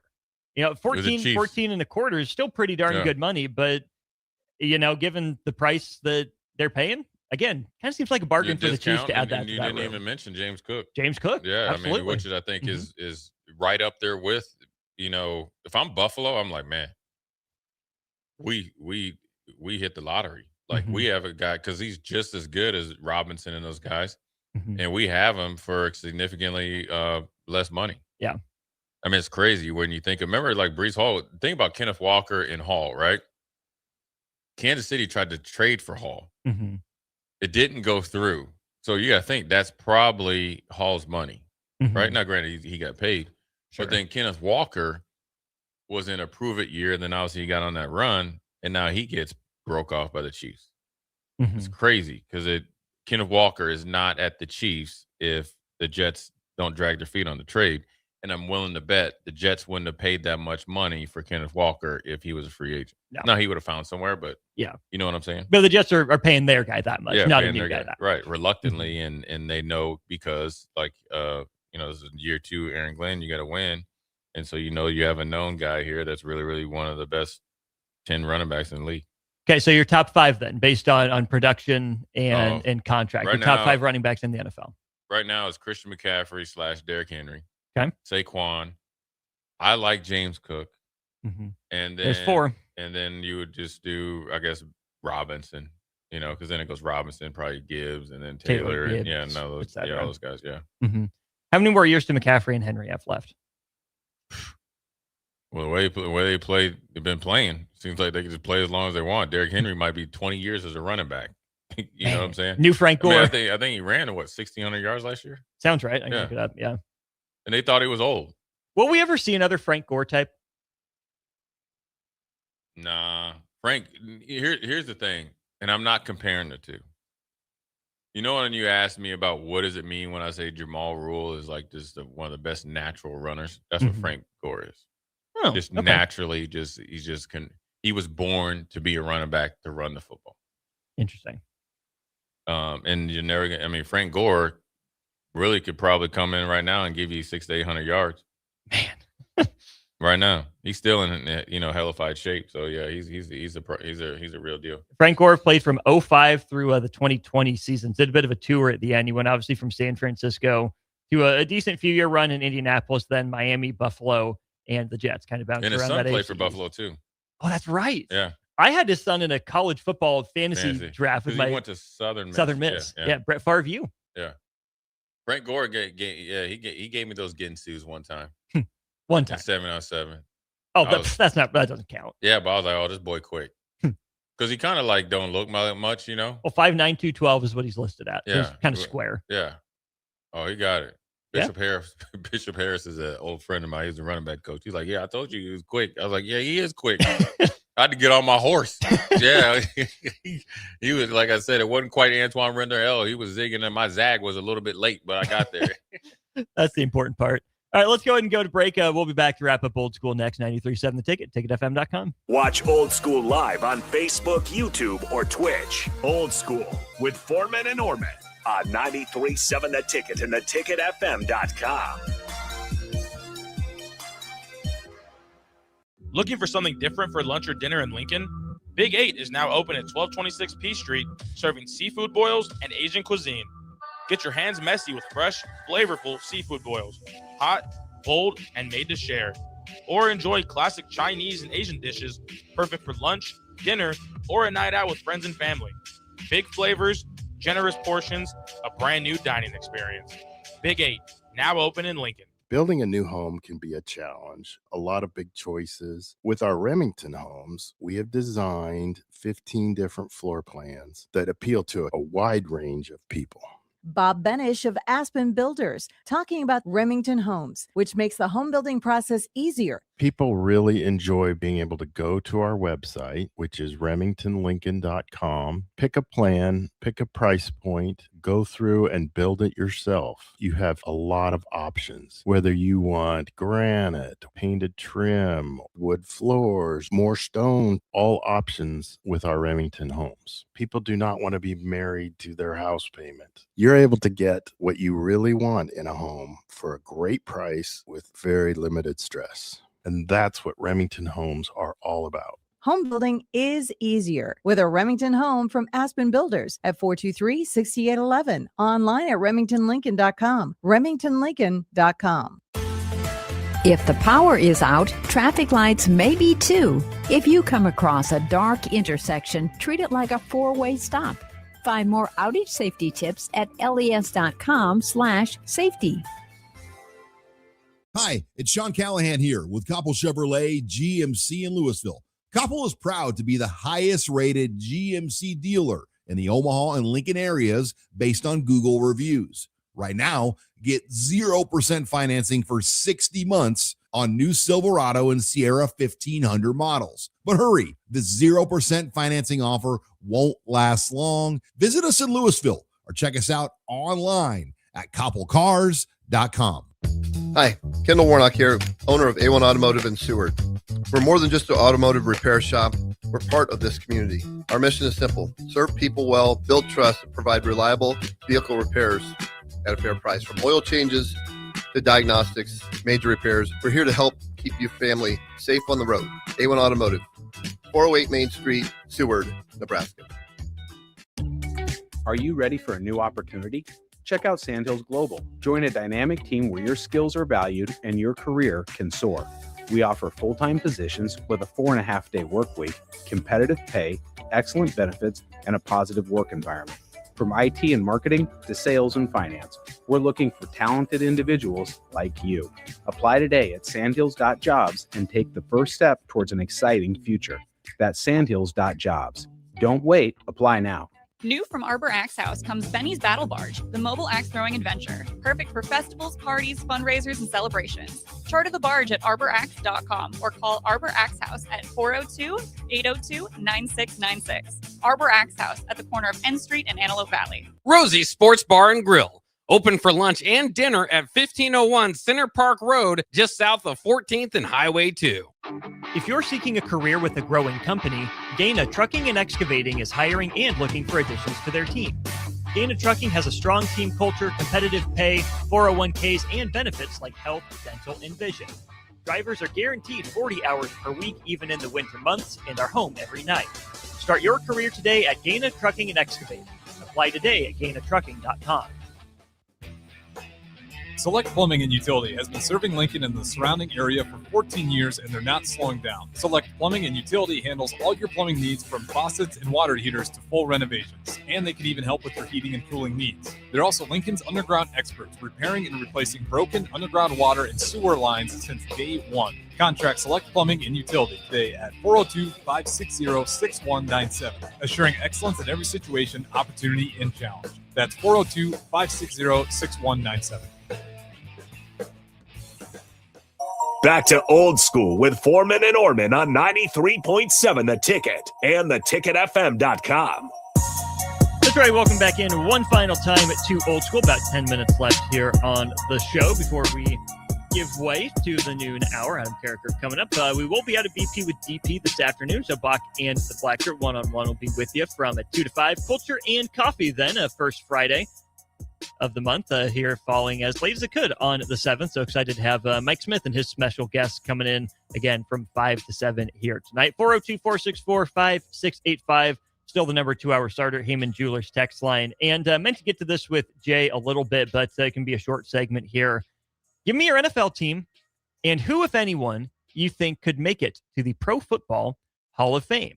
Who's your NFL team? Who currently on the team? Currently, not historical players, but who currently on the team do you think should be in the Hall of Fame, could be in the Hall of Fame, or might be in the Hall of Fame if they continue? ESPN went through and did this on a team-by-team basis, and they broke it down in all sorts of different categories: in, on the cusp, work to do, and missing out. I'm going to read through my Colts blurb while I wait for your responses. ESPN has Quentin Nelson in as a Hall of Famer. The guy that's played offensive guard for the Colts, left guard his whole career, one of just a handful of players to start their career with 8 consecutive Pro Bowl appearances. Every player that's eligible for the Hall of Fame to do that has been enshrined, and the other guys that aren't eligible yet include Quentin Nelson, Aaron Donald, Tyreek Hill, and Patrick Peterson, who ESPN says are almost sure things to make it themselves. a 9th consecutive Pro Bowl wouldn't hurt Nelson's chances, ESPN says, but even as an interior lineman, he's likely already done enough to get in. Then you get to the work to do. Sauce Gardner, Laiatu Latu, Jonathan Taylor, and Tyler Warren. I would say Taylor would be at the start of that list. Maybe Sauce Gardner there as well. Latu, I don't see now. He's just in his third year. He's only played for 2 years. We'll see. And then Tyler Warren, I sure hope so. But again, he just got done with his rookie year. ESPN does have DeForest Buckner as missing out. 12-sack season with the Niners in 2018, but hasn't really had a big breakout year from there. 6.5 and 9.5 sacks the rest of the 6 years, and of course had the injury last season. To the starter Heyman Jewelers text line we go. Drew in Lincoln says Broncos. Pat Surtain II is absolutely a no-doubter. Well, let's see what ESPN has to say about that. They have Pat Surtain II in the keep it up territory, alongside Nick Bonito and Quinn Miners. There's the blurb on that. Bonito has been a sensation since entering the starting lineup for the Broncos, racking up 27.5 sacks the past 2 seasons. He's playing only 61% of the snaps, which hints at the Broncos preferring him in more of a situational role. But there's the potential for even more growth if DC Vance Joseph ups his snap share in 2026. Miners and Surtain are 2 of the absolute best players in football at their respective positions. Okay, so Pat Surtain there. Kip says he's a Raiders fan. How about Max Crosby? Here's what ESPN has to say on the Raiders. He is in the keep it up territory as well. ESPN says Crosby was briefly expecting to further his Hall of Fame case with the Ravens, but after his trade to Baltimore controversially fell through, he seems set to spend at least part of the 26th season with the franchise he's ever known. That suited the former 4th-rounder just fine, as Crosby's generated 69.5 sacks, 164 quarterback knockdowns, and 133 TFLs over the last 7 seasons. The latter figure, the tackles for loss number, second to J.J. Watt for the most by any player over their first 7 seasons since the year 2000. Yet to receive a first-place Defensive Player of the Year vote, and the Raiders' record might be pushing him down per ESPN. 0739, the Chargers and Justin Herbert. Right now, ESPN says Justin Herbert is finding himself in the work-to-do camp alongside Joe Alt and Rashawn Slater. One player as in from the Chargers, that's Khalil Mack, who I still don't necessarily think of as a Los Angeles/San Diego Charger. He's, to me, been one of those guys that's bounced around. Obviously, his time in Oak Vegas, he was really good. Not as great then with the Bears, came back, obviously, with the Chargers as well. Had a 17-sack year that I guess I glossed over in his time in Los Angeles. 9 Pro Bowls, 113 career sacks, 148 TFLs for his career. And according to ESPN, in the Hall of Fame already. 7826 wants to talk about the Bears. ESPN, in their ranking of the Chicago Bears, says that Joe Thuney needs to keep it up, and that Caleb Williams is in the work-to-do category alongside cornerback Jalen Johnson, Colston Loveland, and Darnell Wright. Of course, Darnell Wright just signed an extension with the Bears over the offseason. Williams, I could see, right? Former number 1 overall pick, seemingly transcendent talent. We'll have to see if he's able to keep it up, how long he and Ben Johnson have that partnership there in Chicago. It's not the new, Reed Mahomes by any sense of the imagination, but there's a lot of talent in Caleb Williams, and Ben Johnson more than passed his first test last season with what he did, taking the Bears to the playoffs in the run that they went on. Bullish on the Bears' chances, certainly to be an impact player there in the NFC North for some time to come. But we'll see about Caleb Williams and the Hall of Fame. Brian H. wants to know about the Seahawks. He says maybe Witherspoon. There are 2 players there in the keep it up. You're on pace. You're on track for Seattle per ESPN. Devin Witherspoon is one of them. Jackson Smith and Jigba is the other as well after the breakout season that he was able to have. And ESPN says the 2 cornerstones from John Schneider's 23 draft are very clearly head and shoulders above the rest of the young players on the roster in terms of tracking for Canton. Smith and Jigba is coming off a career season that earned him Opoi, and he seems set to stick as one of the league's best wideouts for years to come. Witherspoon been named to the Pro Bowl in each of his first 3 seasons, becoming just the 10th defensive back in league history to start his career with those honors. 3 other players since 1980 is the company that Devin Witherspoon joined: Everson Walls, Charles Woodson, and Patrick Peterson. Really interesting names there. In the work-to-do camp for the Seahawks, they have Charles Cross, Nick Emenwari, Byron Murphy, and Gray Zabel. A couple interesting names for guys playing for Seattle that ESPN has missing out. Leonard Williams, okay, fine, yeah. I mean, maybe underrated for a spell, but doesn't necessarily have the sacks. And then Cooper Kupp, maybe the best receiver in football, 2021 and 2022. But where's the production the rest of his career? That's ESPN's argument. The sentence they write is Kupp's peak in 21 through the first half of 22 was truly spectacular, but there's a significant gap between those 18 months and what he has done over the course of the rest of his career. Keeping it rolling here throughout your thoughts, 0739 Keenan Allen. Not listed, I don't believe, in this article. Let me pull it up just to make sure. No, Josh Allen gets a mention. We'll get back to the Bills coming up here in just a second. I typed in. Yep. Yeah, Josh Allen's name is coming up. I'm not seeing Keenan Allen on this list anywhere. So no Keenan Allen per ESPN. We'll get to, let's do the AFC North here because we have Steelers and Browns being brought up. So let's go ahead and start with Pittsburgh. That's the text that we received first on our Starter Heyman Jewelers text line, 402-464-5685. Who's your NFL team? Who do you think is in, should be in, or could reach the Pro Football Hall of Fame? According to ESPN, TJ Watt is a Hall of Famer already. So there you go, Nebraska ball fan. They do give Aaron Rodgers credit right now because he's on the Steelers, but Aaron Rodgers would, I assume, go into the Hall as a Packer. That's where most people would remember him from. On the cusp is where they have Cam Hayward. And I think it was Bill Barnwell writing the article, said he wrote about that last week. And we can just pull up that article here real quick and see what it was Bill Barnwell was saying. Oh, this was part of is the 2011 NFL draft the best defensive class ever? And I believe he would have put him in the Hall of Pretty Good. No, just kidding. He's not a lock necessarily from that class. He's in the two still standing. Here's what they say about Cam Hayward. Had an unconventional career, entering a 16th season with the same team. Only defenders from this class to spend at least 10 with the same team are Cameron Hayward there, Jimmy Smith, and Cameron Jordan, still with the New Orleans Saints.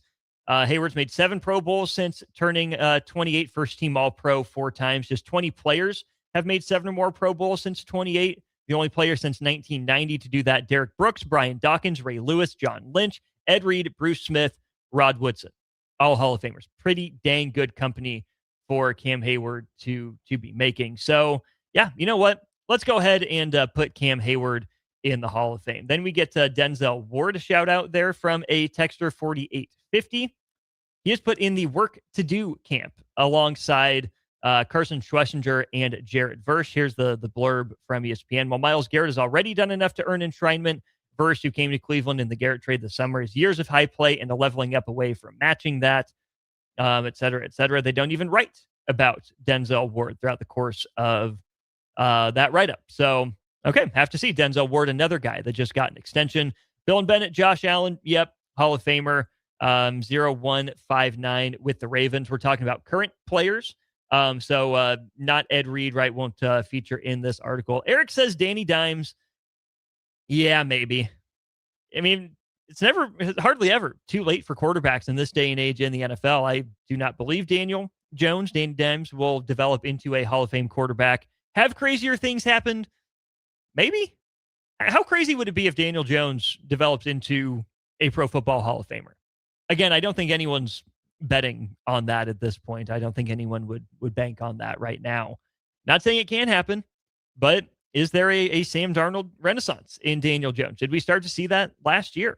Can the Colts build up a roster to get Daniel Jones into the playoffs consistently where he can have a moment? 6496, I'm going to believe you are a 49ers fan by the Trent Williams text I just received, and we are right there with the Niners. So 3 players as in from the 49ers. Mike Evans, new to the roster, obviously in for his time in Tampa. Christian McCaffrey and Trent Williams. And there's just one sentence as we get to Mike Evans and Trent Williams. They are lumped together. Evans and Williams are easy first ballot selections. There you have it. Trent Williams, Jay's talked about a lot on this show. Probably the defining offensive tackle of his era at this point in the NFL. Other 49ers on the cusp, George Kittle and Fred Warner, work to do, Nick Bosa and Brock Purdy, and missing out Kyle Juszczyk. And I thought that was interesting. Obviously, Juszczyk being a fullback in the NFL. Here's Barnwell's write-up. Remember when I said a minute ago that every eligible player with at least 10 Pro Bowl appearances was enshrined in Canton? Well, Juszczyk will be a fascinating case to see whether that keeps up, given that he just earned his 10th consecutive Pro Bowl nod in 2025. Of course, while he's a very good player, it's fair to wonder whether he's racking up Pro Bowl appearances by virtue of being the most conspicuous player at a position where there simply aren't many others, just as Mike Allstott became a 6-time Pro Bowler with the Buccaneers. Juszczyk plays only about half the offensive snaps in a typical game, and it seems telling that the 49ers were willing to cut him this offseason before re-signing him.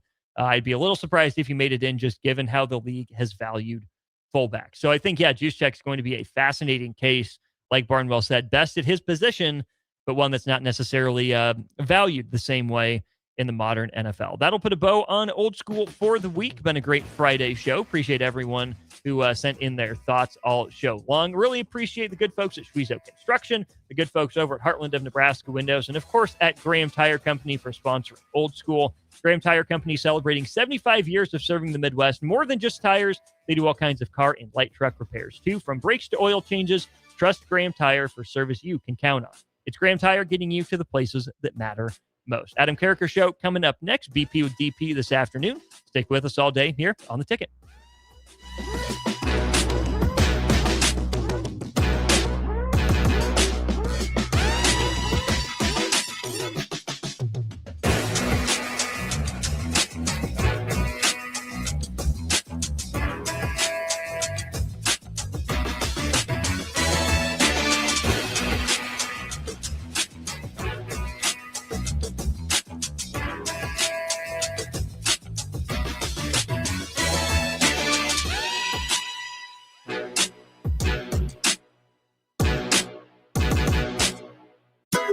Hog Wild's giant stuffed baked potatoes are anything but basic and really hit the spot when you're craving a little comfort food. Nothing is more satisfying than a Hog Wild baked potato loaded with butter, sour cream, cheddar cheese, bacon bits, and chives. Add your choice of a Hog Wild house smoked meat like pulled pork, chicken, or brisket for a little extra. Order online at GoHogWild.com. Hog Wild Pit Barbecue, 3210 Cornhusker Highway in Lincoln. But don't be late, we close at 8. Are you ready for a new opportunity? Check out Sandhills Global. Join a dynamic team where your skills are valued and your career can soar. We offer full-time positions with a 4.5-day work week, competitive pay, excellent benefits, and a positive work environment. From IT and marketing to sales and finance, we're looking for talented individuals like you. Apply today at sandhills.jobs and take the first step towards an exciting future. That's sandhills.jobs. Don't wait. Apply now. New from Arbor Axe House comes Benny's Battle Barge, the mobile axe throwing adventure. Perfect for festivals, parties, fundraisers, and celebrations. Charter the barge at arboraxe.com or call Arbor Axe House at 402-802-9696. Arbor Axe House at the corner of N Street and Antelope Valley. Select Plumbing and Utility has been serving Lincoln and the surrounding area for 14 years, and they're not slowing down. Select Plumbing and Utility handles all your plumbing needs from faucets and water heaters to full renovations, and they can even help with your heating and cooling needs. They're also Lincoln's underground experts, repairing and replacing broken underground water and sewer lines since day one. Contact Select Plumbing and Utility today at 402-560-6197, assuring excellence in every situation, opportunity, and challenge. That's 402-560-6197. Building a new home can be a challenge, a lot of big choices. With our Remington homes, we have designed 15 different floor plans that appeal to a wide range of people. Bob Benish of Aspen Builders, talking about Remington Homes, which makes the home building process easier. People really enjoy being able to go to our website, which is remingtonlincoln.com, pick a plan, pick a price point, go through and build it yourself. You have a lot of options, whether you want granite, painted trim, wood floors, more stone, all options with our Remington homes. People do not want to be married to their house payment. You're able to get what you really want in a home for a great price with very limited stress. And that's what Remington Homes are all about. Home building is easier with a Remington home from Aspen Builders at 423-6811. Online at remingtonlincoln.com. remingtonlincoln.com. This is Lincoln's home for sports talk on the FM dial.